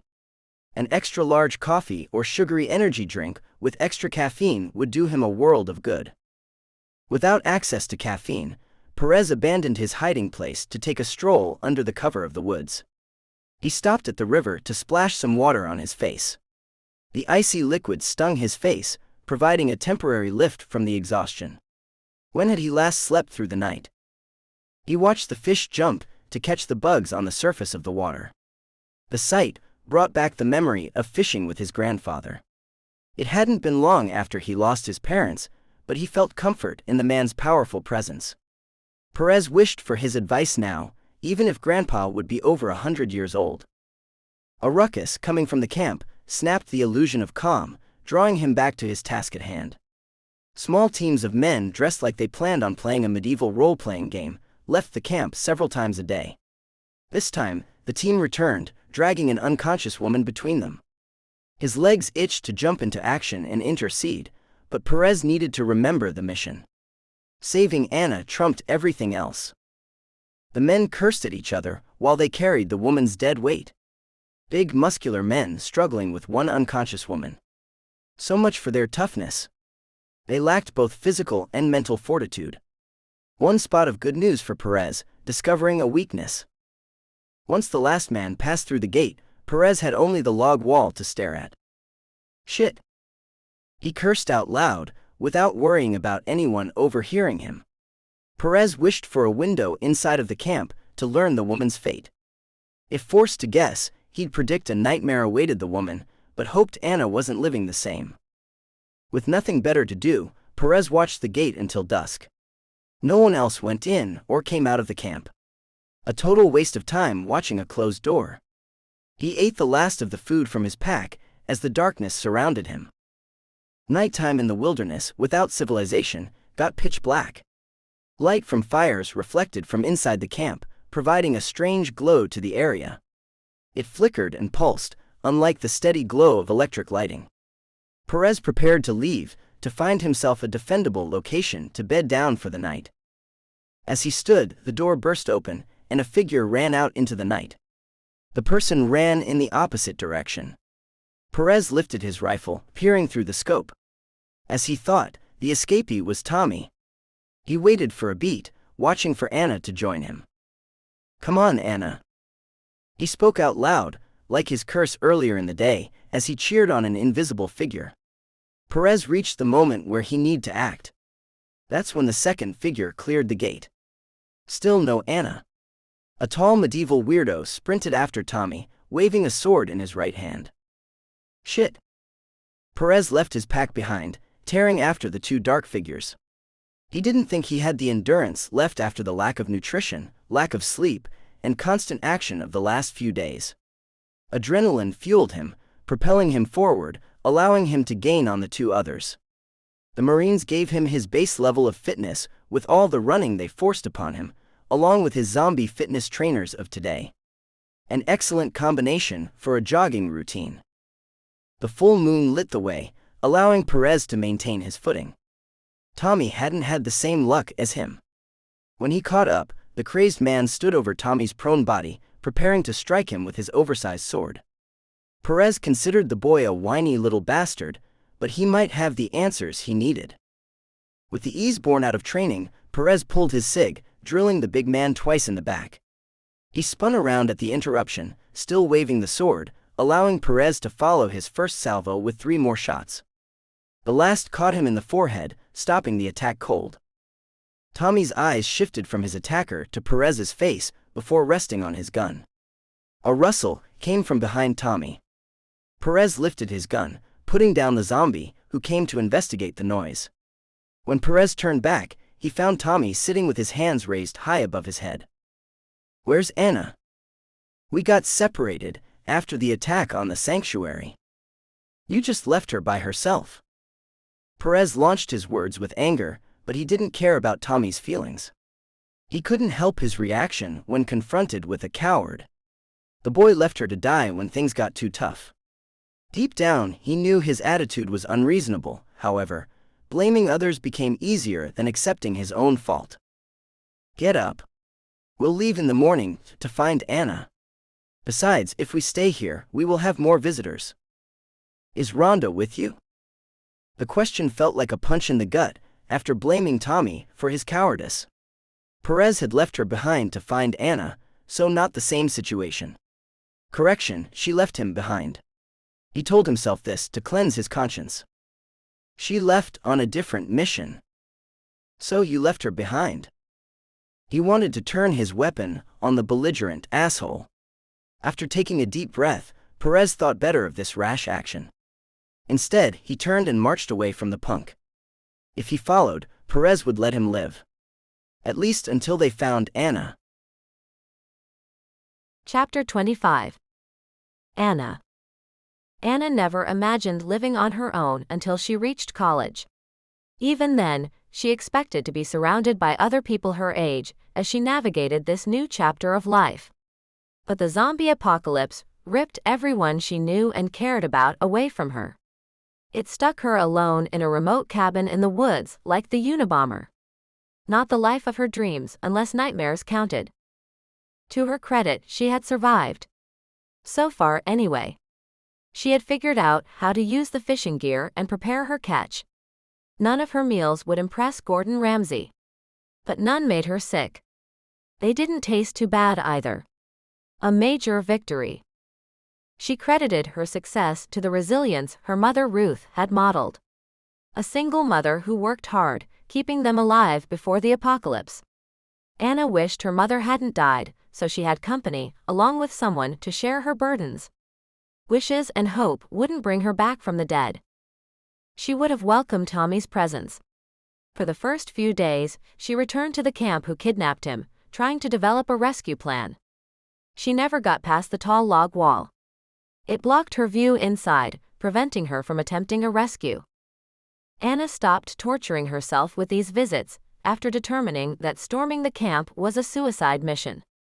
Too much risk to her for no reward. Guilt about abandoning Tommy plagued her, but getting herself captured served no purpose. Anna wondered if she'd ever see Perez again. He had promised Ruth he would protect her before she died. But circumstances separated them each time they found each other. Perez had gone to the kingdom the night of their downfall, so she didn't know if he had survived. Hoping for a lucky break felt as useless as wishing for her mother's presence. A tug on the fishing line snapped her back to the present. Anna learned to exercise patience and finesse while reeling in her next meal. She went hungry before improving her technique. The fish swam every way possible, trying to free themselves from her barbed hook. Losing them seemed impossible, since getting them off the hook took extreme effort. But many fish got away. Her stomach rumbled as the flopping fish broke through the surface of the water. The prospective meal fueled her hunger.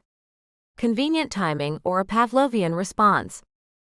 She hauled the fish to the boulder she used as a makeshift table, still attached to the hook. A lesson she learned after losing a fish, freeing it from the hook next to the river. Anna needed only one failure to learn a valuable life lesson. Her ability to learn and adapt saved her life. Anna started her cleaning ritual after dispatching the fish and removing it from the hook. She used her knife to cut off the head and the tail. Then attempted to cut the skin away from the meat. Gordon Ramsay would scream at her for butchering the fish, but he wasn't here to help Anna. With the meanness he showed on television, the zombies would give him a wide berth. The thought gave her the giggles.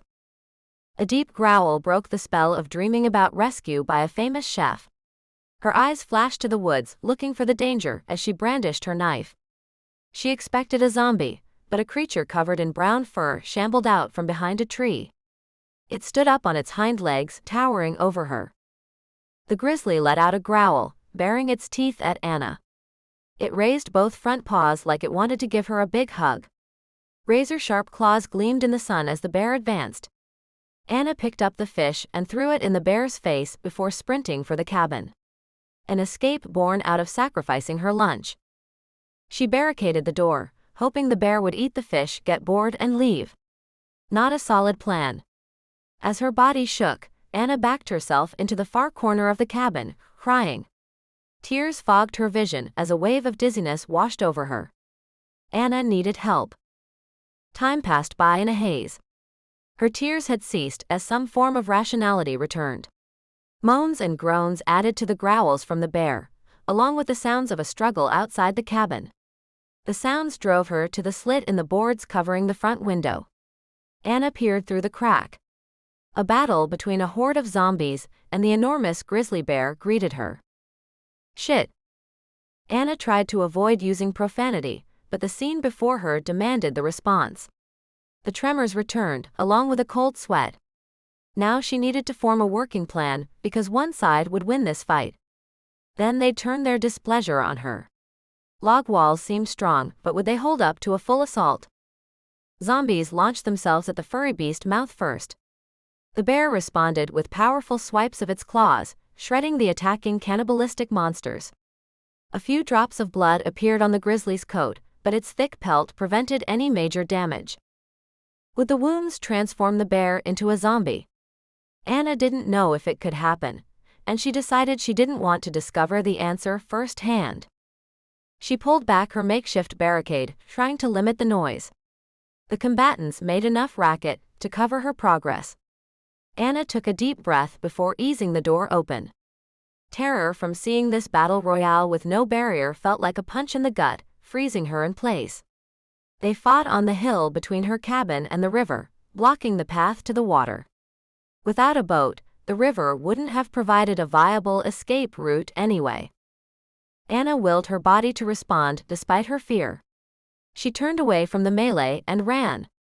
Unlike her days running cross-country, she held nothing back, sprinting for her life. With each step she took away from the battle and the camp who captured Tommy, Anna felt safer. Without a plan or knowing if her feelings were valid, Anna ran until her body broke down. A lack of food and water, along with the challenge of running through the woods, ended her escape earlier than expected. She slumped against a tree, taking in her surroundings while recovering. It felt like a pre-season training session before she reached her peak performance.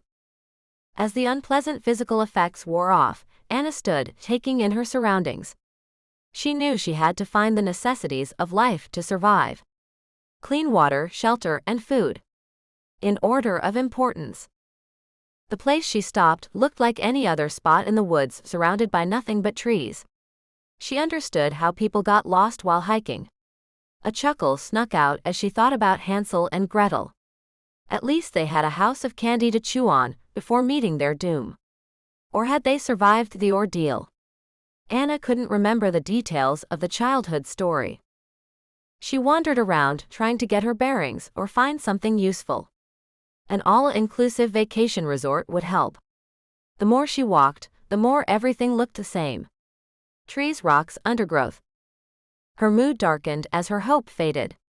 She emptied her canteen into her mouth, noticing her knife remained in the sheath on her belt.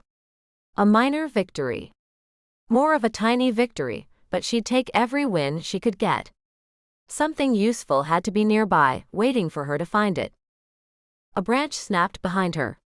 She spun around in time to see a tall, lanky man wearing filthy clothing rushing toward her. He grabbed her, shoving a dirty cloth with a fruity smell over her face. This brought a flashback to the last time she saw her mother alive. The man held the rag over her mouth and nose as they struggled. Her head swam.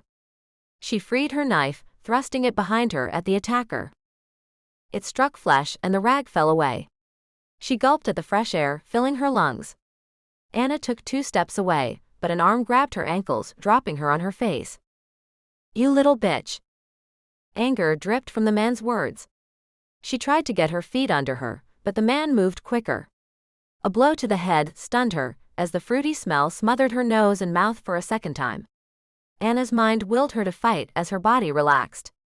Death would claim her if she gave in, but the thought faded as her eyes rolled into the back of her head. Unconsciousness claimed her like an old friend. Chapter 26.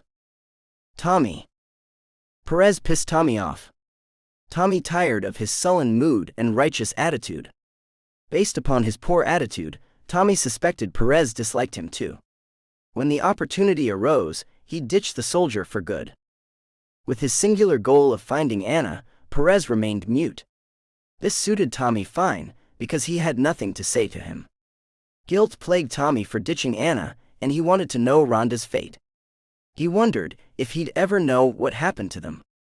Another mystery in this broken world. Tommy appreciated his time with Rhonda more than ever. She taught him survival skills, and he remained alive because of them. Perez walked around with a scowl on his face, treating Tommy like crap, teaching him nothing. All the while insinuating, Tommy started the zombie apocalypse. What an ass! A powerful force yanked Tommy off his feet, throwing him to the ground. A curse attempted to spill out, but one hand clamped his mouth shut, while another pointed down the hill. He gasped, as he followed Perez's finger to the horde of zombies. Limbs dangled by their sides. White bones shone through the shredded skin of their torsos. One had its head attached only by stretched ligaments, bouncing on its shoulders with each step. It looked like someone ran them through a human-sized paper shredder. He stared at Perez with a question on his face, not wanting to speak until the threat passed. Perez remained focused on the horde, oblivious to Tommy's concerns.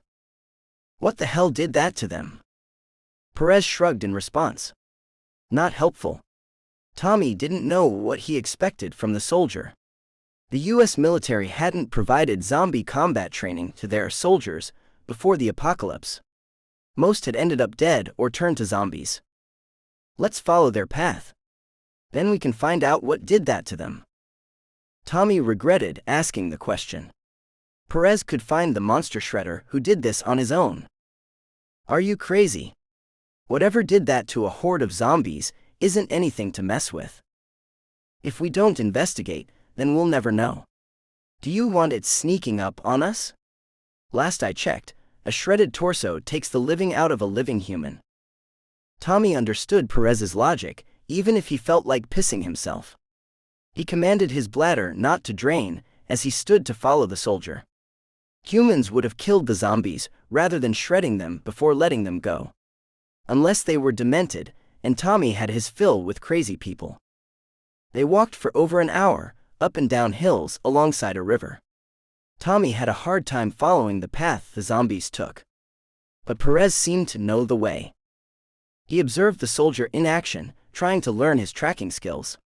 To use the next time he found himself alone. Perez would either ditch him, or he'd escape.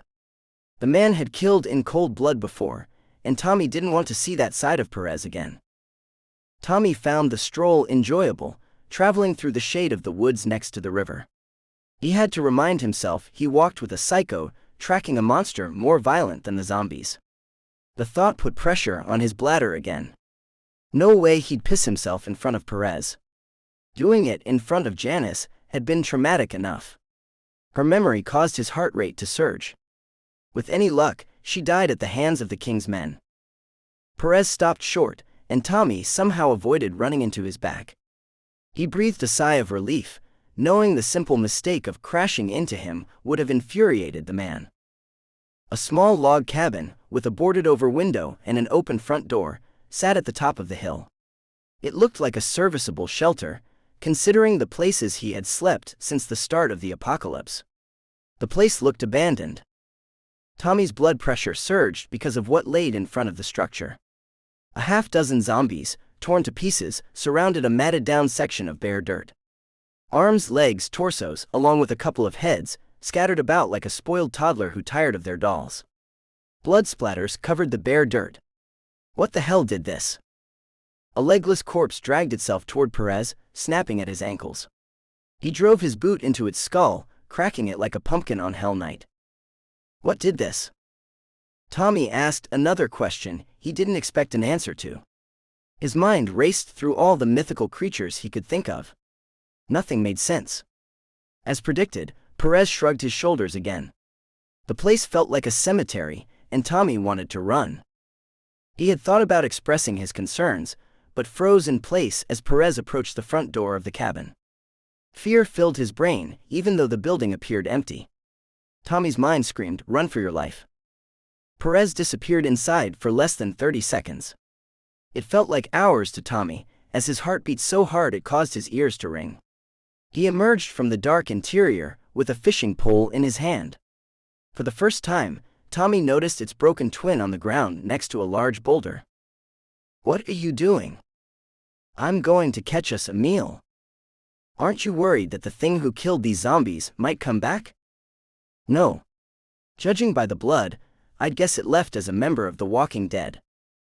Tommy watched Perez cast his line into the river. His stomach rumbled, reminding him he hadn't eaten for 24 hours. The experience seemed surreal, with the destroyed zombie body parts scattered behind them. He wanted to get the hell out of here, but knew they needed to eat. He settled on the grass on the riverbank, waiting for Perez to catch some fish. What else did he have to do? Tommy didn't know what type of fish swam in the river, but he looked forward to a filling meal. The sun warmed his skin, relaxing him for the first time in months. His eyes grew heavy. A growl jolted Tommy awake. In the confusion, he had forgotten where he was. Another snarl came from behind him, confirming the danger. He turned to find a large bear staggering toward them. Tommy saw a bear in the zoo once, but never up close in the wild. As he stared at the approaching monster, it became apparent something was off. Flaps of skin hung loose on its body, with dried blood covering the fur surrounding these injuries. Its eyes would haunt him, glowing a bright red. This thing looked like a monster out of a horror novel. Perez! He yelled for the soldier, not knowing if Perez could defeat this thing. Tommy kept his eyes on the incoming threat, not knowing if Perez had heard him. No time to wait to find out. Tommy got his feet under him, while the bear stood about 30 yards away. If this thing had become a zombie, it moved slower than the human version. He eyed an escape route and headed toward it. Not much further. The bear lunged at him, swiping with its huge paw. Tommy ducked underneath, feeling the breeze as it passed over his head. He stood and ran for the path beyond it with all his might, without looking back.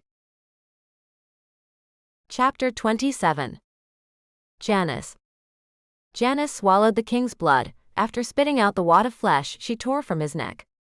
His blood energized her as it covered her body, soaking the bed underneath her. Her victory, even while bound, displayed her godlike qualities for the world to see. Tommy should bow down and worship her. Instead, he stood like a statue, watching the life flow from his captor's neck. She commanded him to act, while freeing her arm. Only 3 ropes left.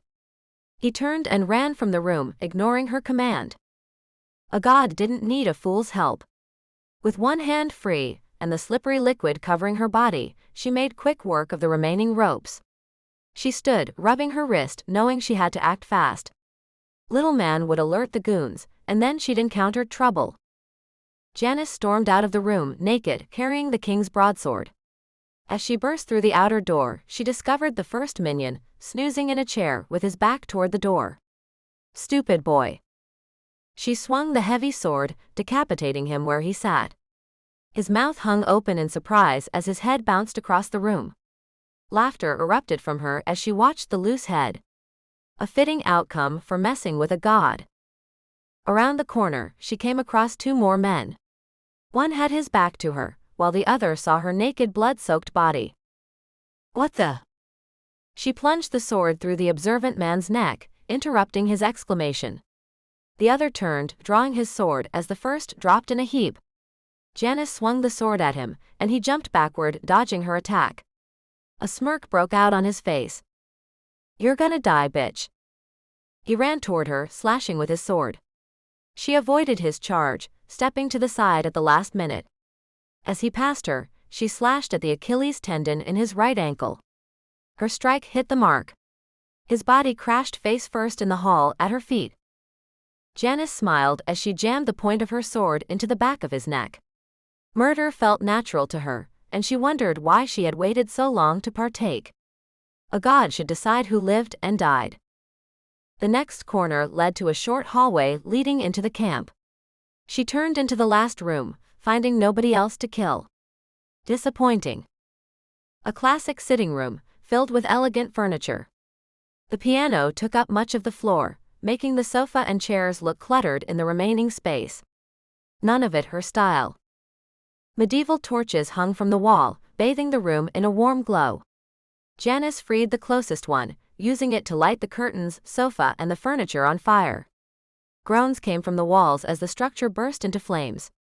The fire became a beast, serving the god of destruction. Janice paused for a moment to admire her handiwork. Laughter turned into a grin as she headed for the exit, carrying her burning torch. She passed through the door, almost colliding with a man rushing toward the growing blaze.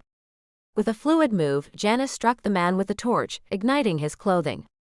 His screams reinvigorated her joviality as his skin blistered. She lit the king's quarters from the outside before strolling toward the front gate. The guards had abandoned their posts while others ran around the camp screaming. Total chaos. Janice loved inflicting pain on others. These people weren't blameless, since they all stood by allowing the king and his men to torture her. They all deserved a painful death.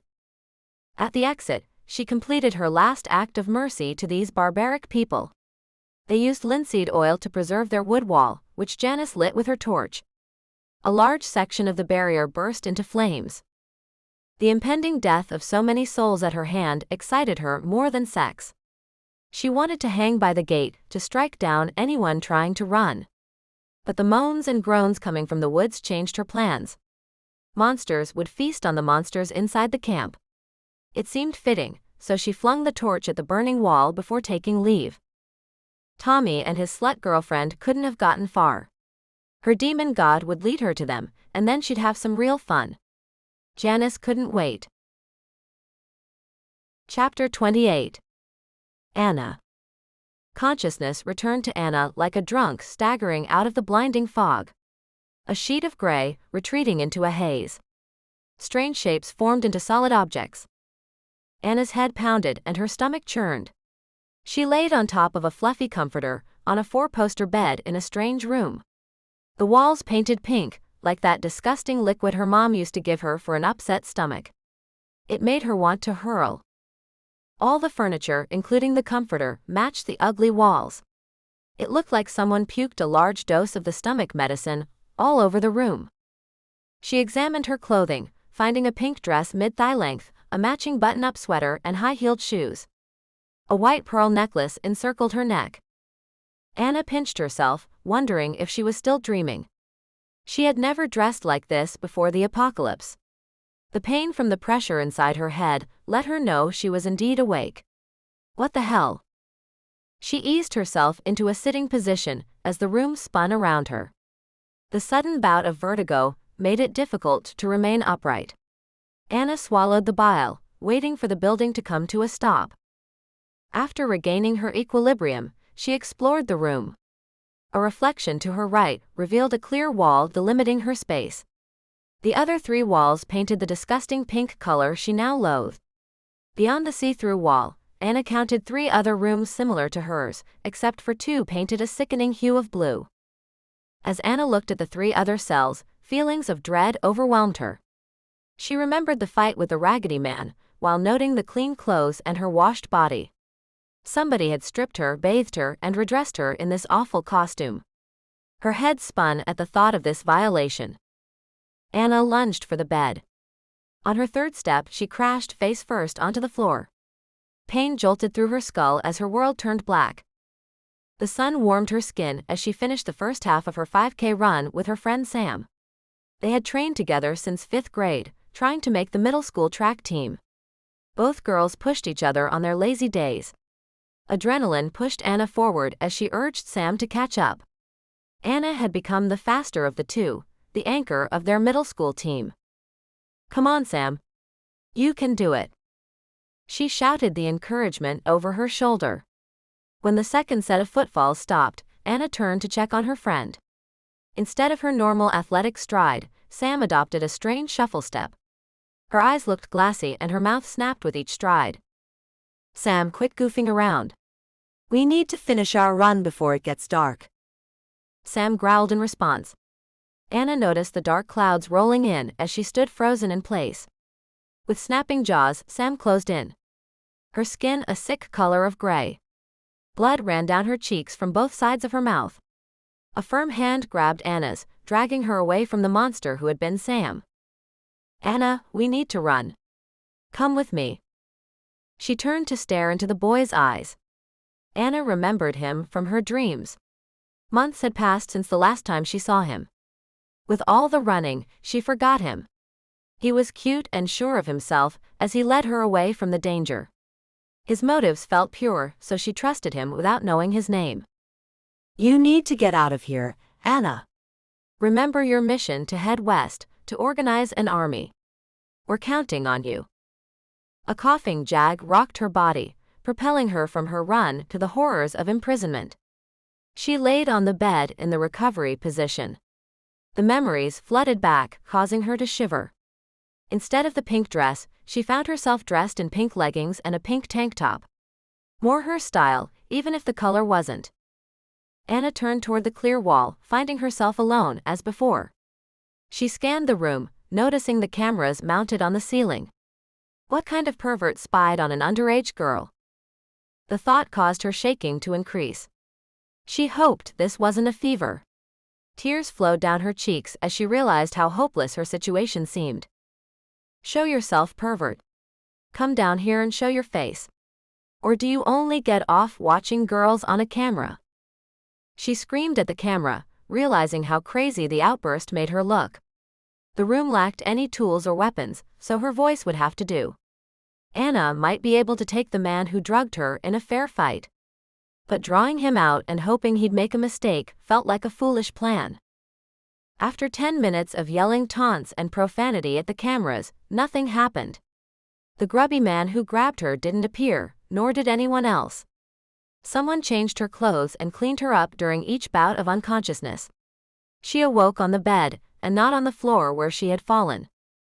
A hiss alerted her to the cloud of mist flowing out of the air vent in the center of the room. The spreading fog relaxed her muscles. She forgot the reasons behind her anger from only moments ago. Her eyes fluttered as she curled up on the comfortable bed in a fetal position. Anna would take a quick nap and figure out this mess later. Darkness overtook Anna like a nightmare. She needed to break this cycle so she could escape, but sleep held her fast. A voice in her head urged her to wake up. Her body refused to cooperate. Anna sat content in a dark room, not knowing how long she'd been there. A door opened, and the boy walked into her room. He seemed to emit light from his being. "Anna, you need to wake up. You've been here too long. You need to escape your prison." She had only met this boy in her dreams, but he felt like a close friend. A power flowed from him, energizing her being. The pull of blessed blackness had a powerful hold on her. Only he could break it. "I can't wake up. Even if I could, there's no way out of my pink cell. There's always a way. He'll help you, and you'll escape together. Head west once you do." He reached out, touching her face. At his touch, she felt a jolt of electricity, propelling her back to consciousness. She sat up on the bed, finding herself still locked in her cell. Her clothing remained unchanged, so nobody undressed her this time. A sandwich with an apple and a bottle of water sat on the small table in the corner. Anna wanted to ignore the food, but then her stomach rumbled. A light lit up the cell across from her, and she noticed the prone body on the bed. She almost choked on the apple at the sight. Anna expected the boy from her dream, but found an unconscious Tommy laid out like a body in a funeral home coffin. Somebody dressed him in khaki pants, along with a light blue button-up shirt. Relief washed over her as she watched the rise and fall of his chest. She felt better with Tommy there. Even if they were both prisoners now. Chapter 29. Perez. The pole hitched as Perez hooked his second fish. He reeled in another trout, this one close to a foot long. It made him nostalgic for the times he fished with Grandpa. Grandpa always had time for Miguel, even with all the chores on the farm. His age never slowed him until the day he died. Perez missed the man with a passion. He'd clean the fish and they'd have a feast. Best meal for days. With the sun reflecting off the water, Perez pretended the apocalypse had ended. Logic dictated the zombies would rot away eventually, and the world would be reborn. Then the humans would turn their wrath on each other, rather than live together in peace. Perez. Tommy's scream snapped his mind back to the present. An enormous grizzly bear advanced on the boy. Tommy backed away from the beast. Its gait an unnatural stagger, like the dead who hunted them. The monster swiped at Tommy without warning. He ducked under the muscular arm, dodging the razor-sharp claws. Tommy regained his balance, running away. Perez understood the boy's fear, feeling his heart race. With its first target gone, the zombear turned its wrath toward Perez. Its glassy, bloodshot eyes reflected the sun, freezing Perez in place. His combat training kicked in as he chucked the fishing pole and dove for his M4 rifle. The bear lumbered toward him. Its movements were jerky, causing his first 3-round burst to strike it in the chest. Zombear absorbed the bullets, staggering forward. Focused only on Perez, its new prey. Perez took a deep breath, attempting to steady his nerves. He aimed for the bear's enormous head, hoping zombears obeyed the same rules as the human zombies. Bang bang bang. The first round caught it in the neck, but the next 2 struck it in the skull. He felt the ground quake as the monster fell face first, less than 10 feet from Perez. It took a moment for him to realize he hadn't breathed. After letting the air out of his lungs, his heart slowed and his respirations returned to normal. The beast laid unmoving on the ground. What the? Perez let the curse fade. Nobody would have heard it anyway.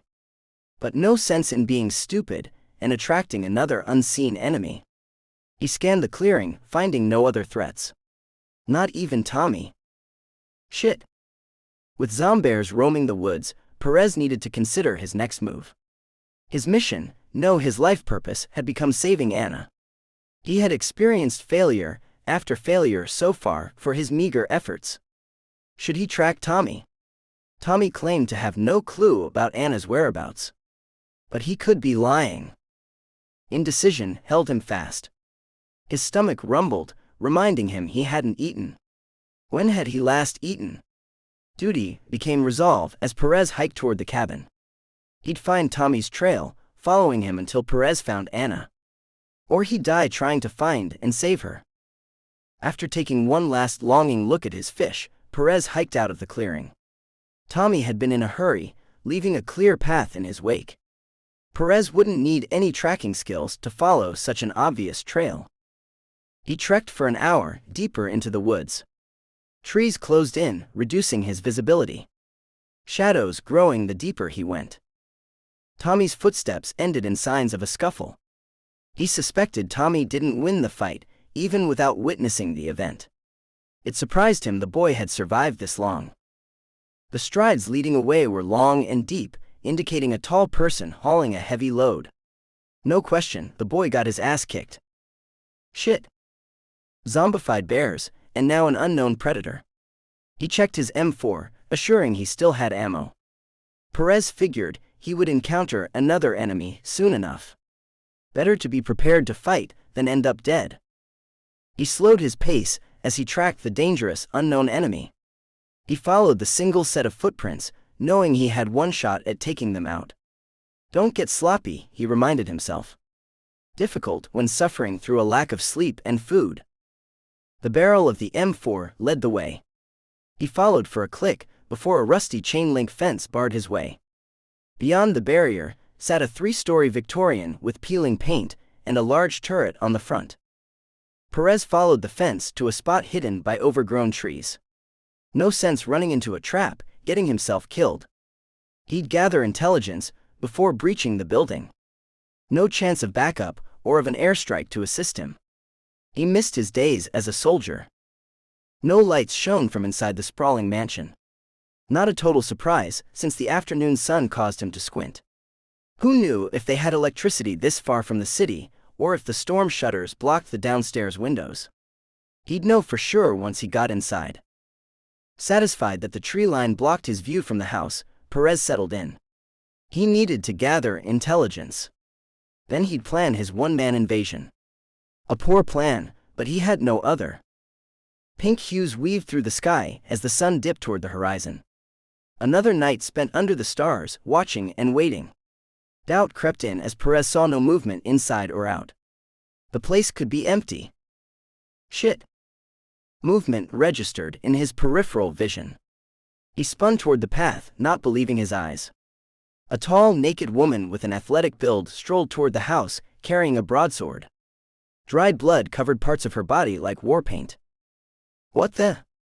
This time he bit off the curse, keeping himself on mission. She passed through the gate into the front yard, stopping on the porch in front of the door. Her fist beat on the door as she raised her voice.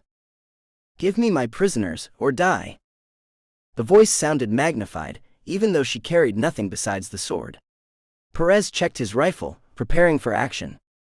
He observed and waited. She pounded a second time, and the door creaked open. A man, a head taller than her, filled the doorway. Perez heard voices, but couldn't make out the words. With a flash, she swung the sword, decapitating the taller man. She roared with laughter, stepping over the headless corpse, entering the house. The door slammed shut behind her, leaving the body on the porch. Shit! Perez grabbed his gear, double-timing it toward the house. His heart raced, wondering what horrors awaited him inside. Chapter 30. Anna. Anna stared at the creepy old man through the slits in her eyelids as she faked sleep. He stood over 6 feet tall, weighing less than 100 pounds. A gusty breeze would knock him on his ass. His white shirt turned to yellow, with growing sweat stains under both arms. A faded red bow tie, black high waters tinted gray from a lack of cleaning, and threadbare suspenders completed his tasteless outfit. He appeared like a mist after she awoke from the dream of the boy who would save the world. That's when Anna discovered Tommy locked unconscious in the cell across from hers. Tommy still hadn't stirred, and his lack of movement worried her. The weird old man frowned, pulled some strange magnifying glasses down in front of his eyes, writing something in a notebook. She felt hopeless, even after the encouragement from her dream boy. Anna wanted to scream, but remained motionless, hoping not to draw his attention. Dolly, I know you're awake. The gas wouldn't have knocked you out that long. You don't have to fear me. I brought you a friend. We'll call him Eddie. That's a nice name. Don't you think? His voice squeaked like a boy trapped in puberty, even though he looked every bit of 100 years old. She knew her exaggeration of his age came from her youth, but no clerk would ID him at the liquor store. A pointless thought since stores no longer existed. The same direction the entire human race headed. To extinction. It's okay if you don't want to talk now, Dolly. You'll be staying here with me forever, and you'll eventually come around. All my toys break eventually. Through the slit in her eyes, she saw the sneer stretching his face. The old man had been a monster longer than the zombies had. All the prison cells testified to his evil. Her heart raced as she imagined the possibilities. None of the imagined outcomes seemed pleasant for her or Tommy. But she'd continue to hope for a miracle. Tommy groaned, and Anna couldn't help opening her eyes. He looked dead minutes ago, but now he made human noises. A positive outcome. If they worked together, they might escape this crazy old man. At least she hoped their chances improved. Where am I? His words came out slow and labored. Anna understood his pain after being rendered unconscious multiple times over the last few days. Had it caused them some type of brain damage? With any luck, they'd get away with functioning minds. You're in your new home, Eddie. I've got a friend for you across the hall. Her name is Dolly. Tommy shook his head as he pulled himself into a sitting position on the bed. His efforts a visible struggle. He scratched his head while scanning the room with bloodshot eyes. Anna thought he looked high, like the kids who used to hang out under the stadium seats at the high school in her hometown. The thought gave her a wistful feeling, wanting things to go back. Deep down, she knew life wouldn't be normal ever again. My name is Tommy. Not Eddie. He stumbled over the words. Again, she remembered how she felt when the drugs wore off. His reactions weren't a surprise. Anna felt his eyes lock on hers. Anna! You're okay. I'm happy to see you. The wrinkled old man leapt to his feet, knocking his chair over. He stomped toward the glass in front of Tommy's cell. Listen here, you ungrateful little twit. I saved your life, so now you're my toy. You shall respond to Eddie and nothing else. She is Dolly. You will call her nothing else. If you don't entertain me, then I'll gas you both and gut you. Is that clear? His voice transformed from the squeak of a young boy to the shriek of a banshee. Her blood turned to ice as the thoughts of escape turned to vapor. Before either could respond, a loud crash came from the floor above. The man jumped from the sudden racket. What is he up to now? You can't find decent help these days. The squeak returned to his voice. He finished his words with a nervous chuckle. Anna didn't know who or what caused the crash, but she hoped it might be the distraction they needed to escape. Now you children stay here and keep out of trouble. Daddy will go check on that awful noise. No need to fear. This creep thought of himself as some benevolent father figure rather than a kidnapper. What a joke. He tripped on the fallen chair, catching himself before he hit the ground. The old man chuckled as he shuffled toward a closed door at the end of the hallway. Anna noted the way out of this hell. As he reached the door, it flew inward, causing the man to leap backward. In strode a naked woman carrying a long, wide sword. Blood covered both the weapon and her body. Who are you, and what are you doing in my house? How did you get past? The woman swung the sword, decapitating the old man, stopping his complaint mid-sentence. Anna gasped in surprise as the woman kicked the man's head down the hallway, laughing hysterically. Her words failed her at the disgusting sight. As the naked chick stepped further into the hallway, Anna recognized the monster. The crazy woman, who called her Tiffany, and tried to take her captive outside the kingdom. Was this their opportunity to escape, or their doom? She turned back toward Tommy, finding him standing by the glass wall of his cell. His complexion had become pale, and Anna suspected it had nothing to do with the creepy old man's death. Tommy and Tiffany. How nice to find you both together. Now we can have some fun together. The woman giggled. Anna still had no clue who Tiffany was, or what this monster wanted with her. Janice, her name is Anna, and she has nothing to do with this. Let her go, and I'll go with you. She stopped and did a double take at Anna. Janice frowned, shook her head, seeming to regain her composure. Nice try, little man. You can't save your girlfriend this time. Maybe I'll kill her first and you can watch. Tommy banged on the glass with his fist. Janice's smile turned to a snarl. Now, how do I open these doors? Any ideas, little man? Anna's heart raced. She had no weapon, while this woman held a sword. Janice was insane, projecting an identity on Anna, and murdering a man in cold blood. Her eyes swept the cell, looking for anything she could use to defend herself with. Janice found a control panel at the far end of the hallway. She pushed a button, and the door to the cell next to Anna's groaned open. Oops. That's disappointing. Janice rolled with laughter as she pushed the next button on the panel. This time, Tommy's door squeaked open. Before it finished its travel, Tommy charged out the opening straight at the naked woman. He hit her like a defensive lineman, going for the sack.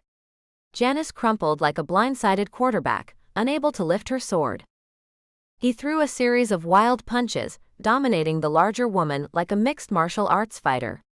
Anna let out her breath, seeing an end to the crazy woman and a start to their freedom. Just when Anna thought the fight was over, Janice head-butted Tommy.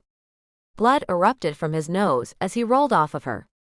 She leapt to her feet, grabbing her sword. With one swipe, Janice opened his midsection. Tommy's intestines fell out. His hands fumbled with the wound, trying to restore his body. Janice roared with laughter as Tommy bled out on the floor. Anna's stomach performed a somersault. Poor little brave man is dead. It's your turn, Tiffany. She reached toward the panel as Anna's heart raced. Chapter 31. Perez. Perez raced toward the gate, his pack dug deeper into his shoulders with each step. With a pounding heart, he passed through the gate into the open field. The house within reach. His focus locked on the mission of saving the teenage boy. The one link he had to Anna. If he failed Anna, he'd lose himself for good. Might as well end it all then.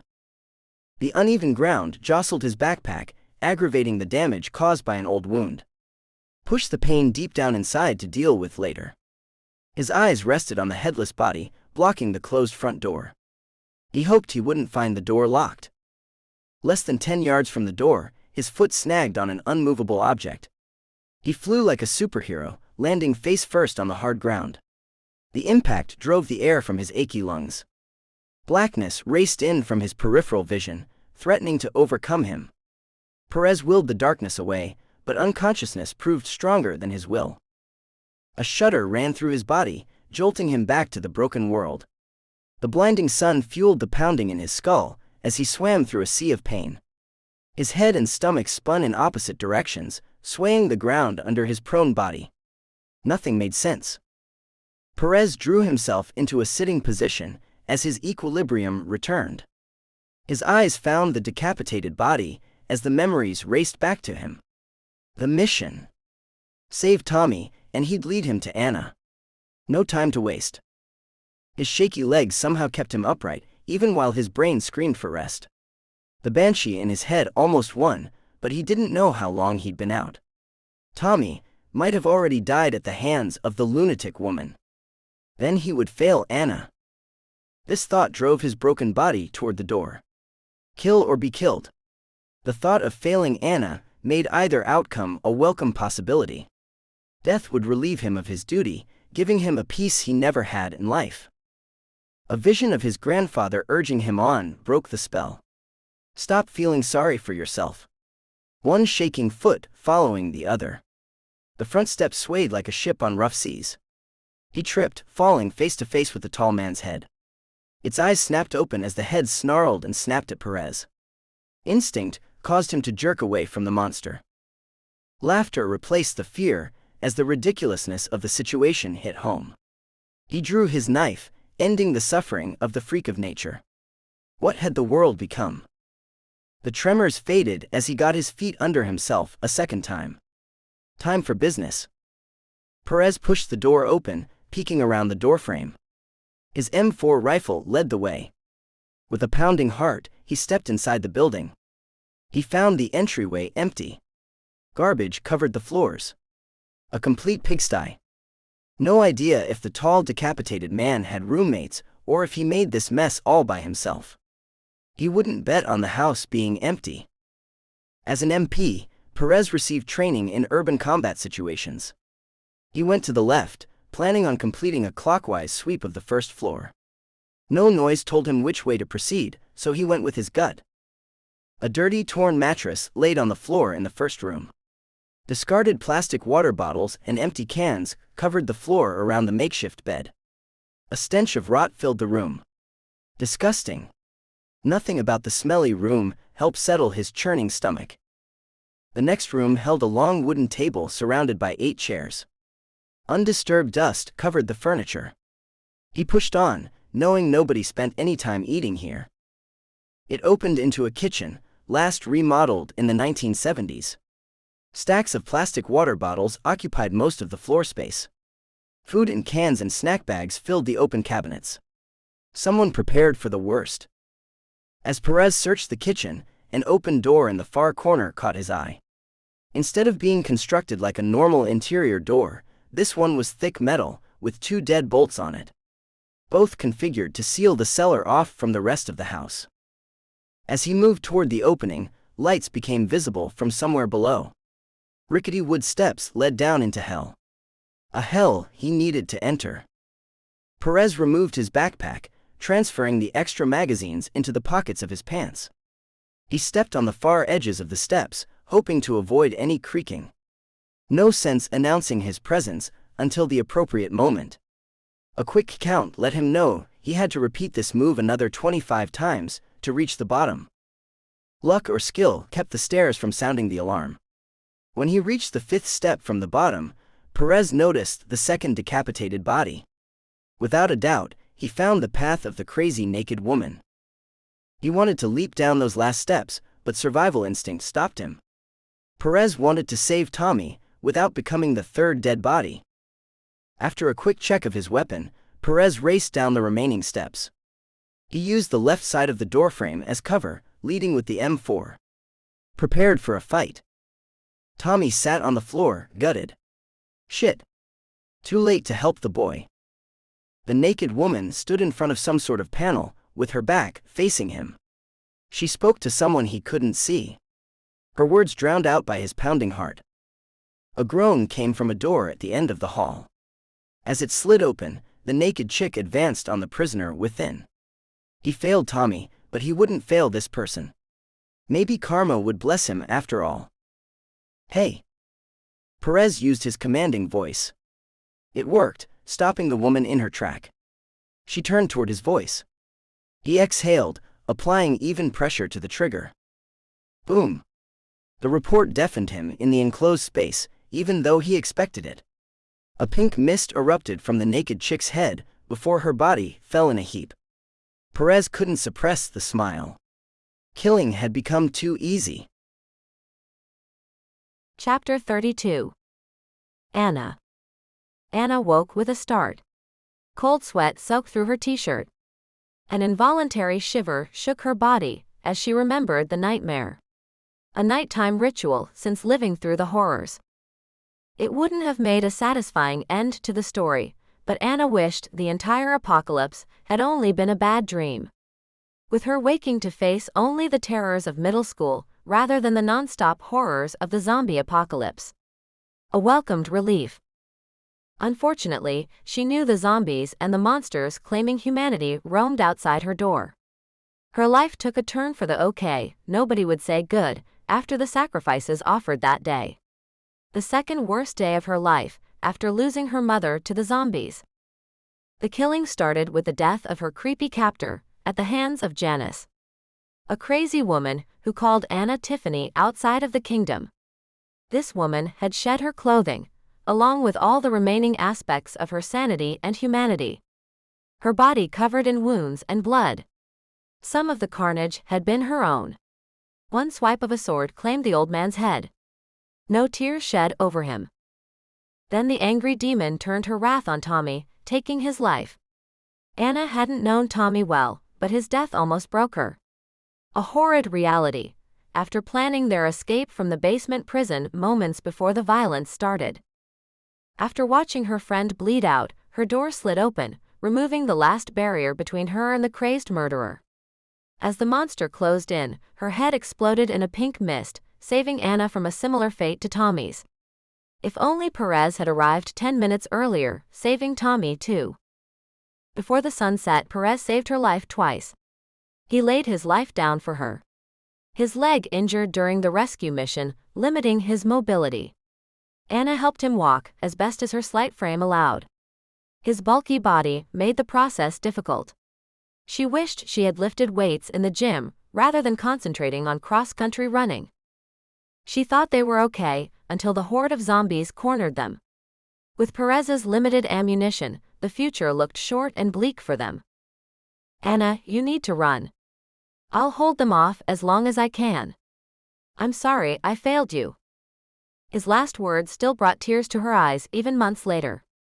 With one last look into his dark eyes, she ran. Automatic gunfire rang out before she took her 10th step. It didn't last long enough. His screams replaced the weapon's reports. Anna looked back. Perez brandishing his knife, stabbing and slicing as they dragged him under. A tidal wave of the living dead. The horrors didn't end with Perez's death. Anna ran for less than a half hour before she found herself pinned under the weight of some scumbag. Every breath from his mouth puked the stench of death on her face, even though he remained among the living. She squirmed, trying to escape, to no avail. Trapped. Hopeless. To rid herself of the pain, Anna tuned the world out. An out-of-body experience to escape the horrors. She'd deal with the ramifications in the future. The crushing weight disappeared, and a man with a kind face replaced the dirtbag. He stood over her with a smile glowing with compassion. "Are you okay?" At first, she thought the man was a trick of her damaged mind, freeing her from the pain. But after a minute of staring, she realized her savior had rescued her. Anna nodded, accepting his hand, helping her to her feet. A glance to the left revealed the broken body of her attacker.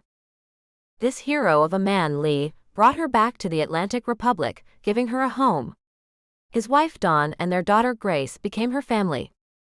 A happy ending for a hopeless story. The survivors built the Atlantic Republic on the grounds of a former Civil War fort. Rustic log walls stood for almost 2 centuries, keeping the dead and the living out. They expanded the grounds, using similar construction techniques as the population of their camp grew. Lee ruled with firm compassion, maintaining peace within the community. Those who broke the rules found themselves exiled or dead, depending on the severity of their crime. Anna, time for breakfast. Dawn's voice broke the spell of the awful memories. Coming. Anna leapt out of bed, pulling on her field clothes, before answering the call. She found 2 eggs, scrambled bacon and toast waiting for her. Before the apocalypse, Anna hadn't been a morning person, skipping breakfast most days. Now she needed the fuel to get through the day, working in the fields. I hear that you and Grace are harvesting today. She paused with the fork short of her mouth. This meant they'd have to venture outside the protection of the camp's walls. Lee assigned soldiers to watch the workers, but the thought raised Anna's heart rate. Nothing good ever came on the outside. It's okay, sweetheart. You'll be safe. Dawn's comforting smile lowered her anxiety, allowing Anna to finish her breakfast. She exchanged her empty plate for a jug of water and a boxed lunch. Thanks, Dawn. Let's go, Grace. Let's try to arrive on time today. Bloodshot eyes stared at Anna. Grace grunted, following Anna's lead. As they met by the door, Dawn called out to them. Have a good day, girls. Love you. You too. Anna was grateful to Dawn for her care, but she couldn't tell the woman she loved her. It felt like an insult to her dead mother. Grace never said a word to anybody. Anna found out Grace was a reclamation project for Lee and Dawn. Not their natural daughter. If the girl witnessed half the death Anna had, then she had survived a living hell. One day, Anna hoped to get the girl to speak. She needed a friend. When they reached the gate, the crowd had already assembled. Great, late again. 15 other girls around their age made up the workforce. A group of half a dozen boys a few years older than them made up the protection detail. Each had a 6-foot-long spear, along with a hunting knife sheathed on their belts. They looked like a pathetic group of lost children. The adult soldiers spent their time clearing the area and scavenging for supplies. Both zombies and hostiles fell, keeping the community safe. A precious balance, allowing survival with the resources they had. Before the sun climbed to its zenith, the girls had filled 10 carts with fresh vegetables. The women in the community would preserve any produce not consumed fresh. Half the boys would provide guard duty, while the others wheeled the carts behind the wall. They sat under the shade of an ancient oak tree, eating their lunches. The tree sat at the far end of the field, providing the only relief from the blazing sun. Unlike a middle school cafeteria, they ate in silence. Becoming friends with a person who might become a zombie tomorrow seemed foolish. As lunchtime ended, Anna heard the snarls. An unmistakable sound no human could duplicate. A dozen monsters appeared, cutting them off from the camp. Everybody get back. We got this. The oldest boy called out as the other boys jumped to their feet, with their spears at the ready. Even outnumbered, the well-trained boy soldiers would make quick work of the zombies. Their spears assured victory. Superior firepower ruled. Instead of charging, the zombies split into 2 groups. Each group approached at an angle, attacking the boys from 2 directions. The boys killed 4 of the monsters before falling to the rest of the zombies. The fight ended within 30 seconds. Screams erupted behind Anna as the other girls watched their protectors die. The 8 remaining zombies galloped toward the unarmed prey. Anna grabbed Grace's hand, dragging her away from the danger. She wished for her knife, but Lee forbade the girls from carrying weapons. A rather stupid policy in retrospect. Sounds of fear turned to screams of pain as the zombies pounced on the girls. Anna's heart pounded.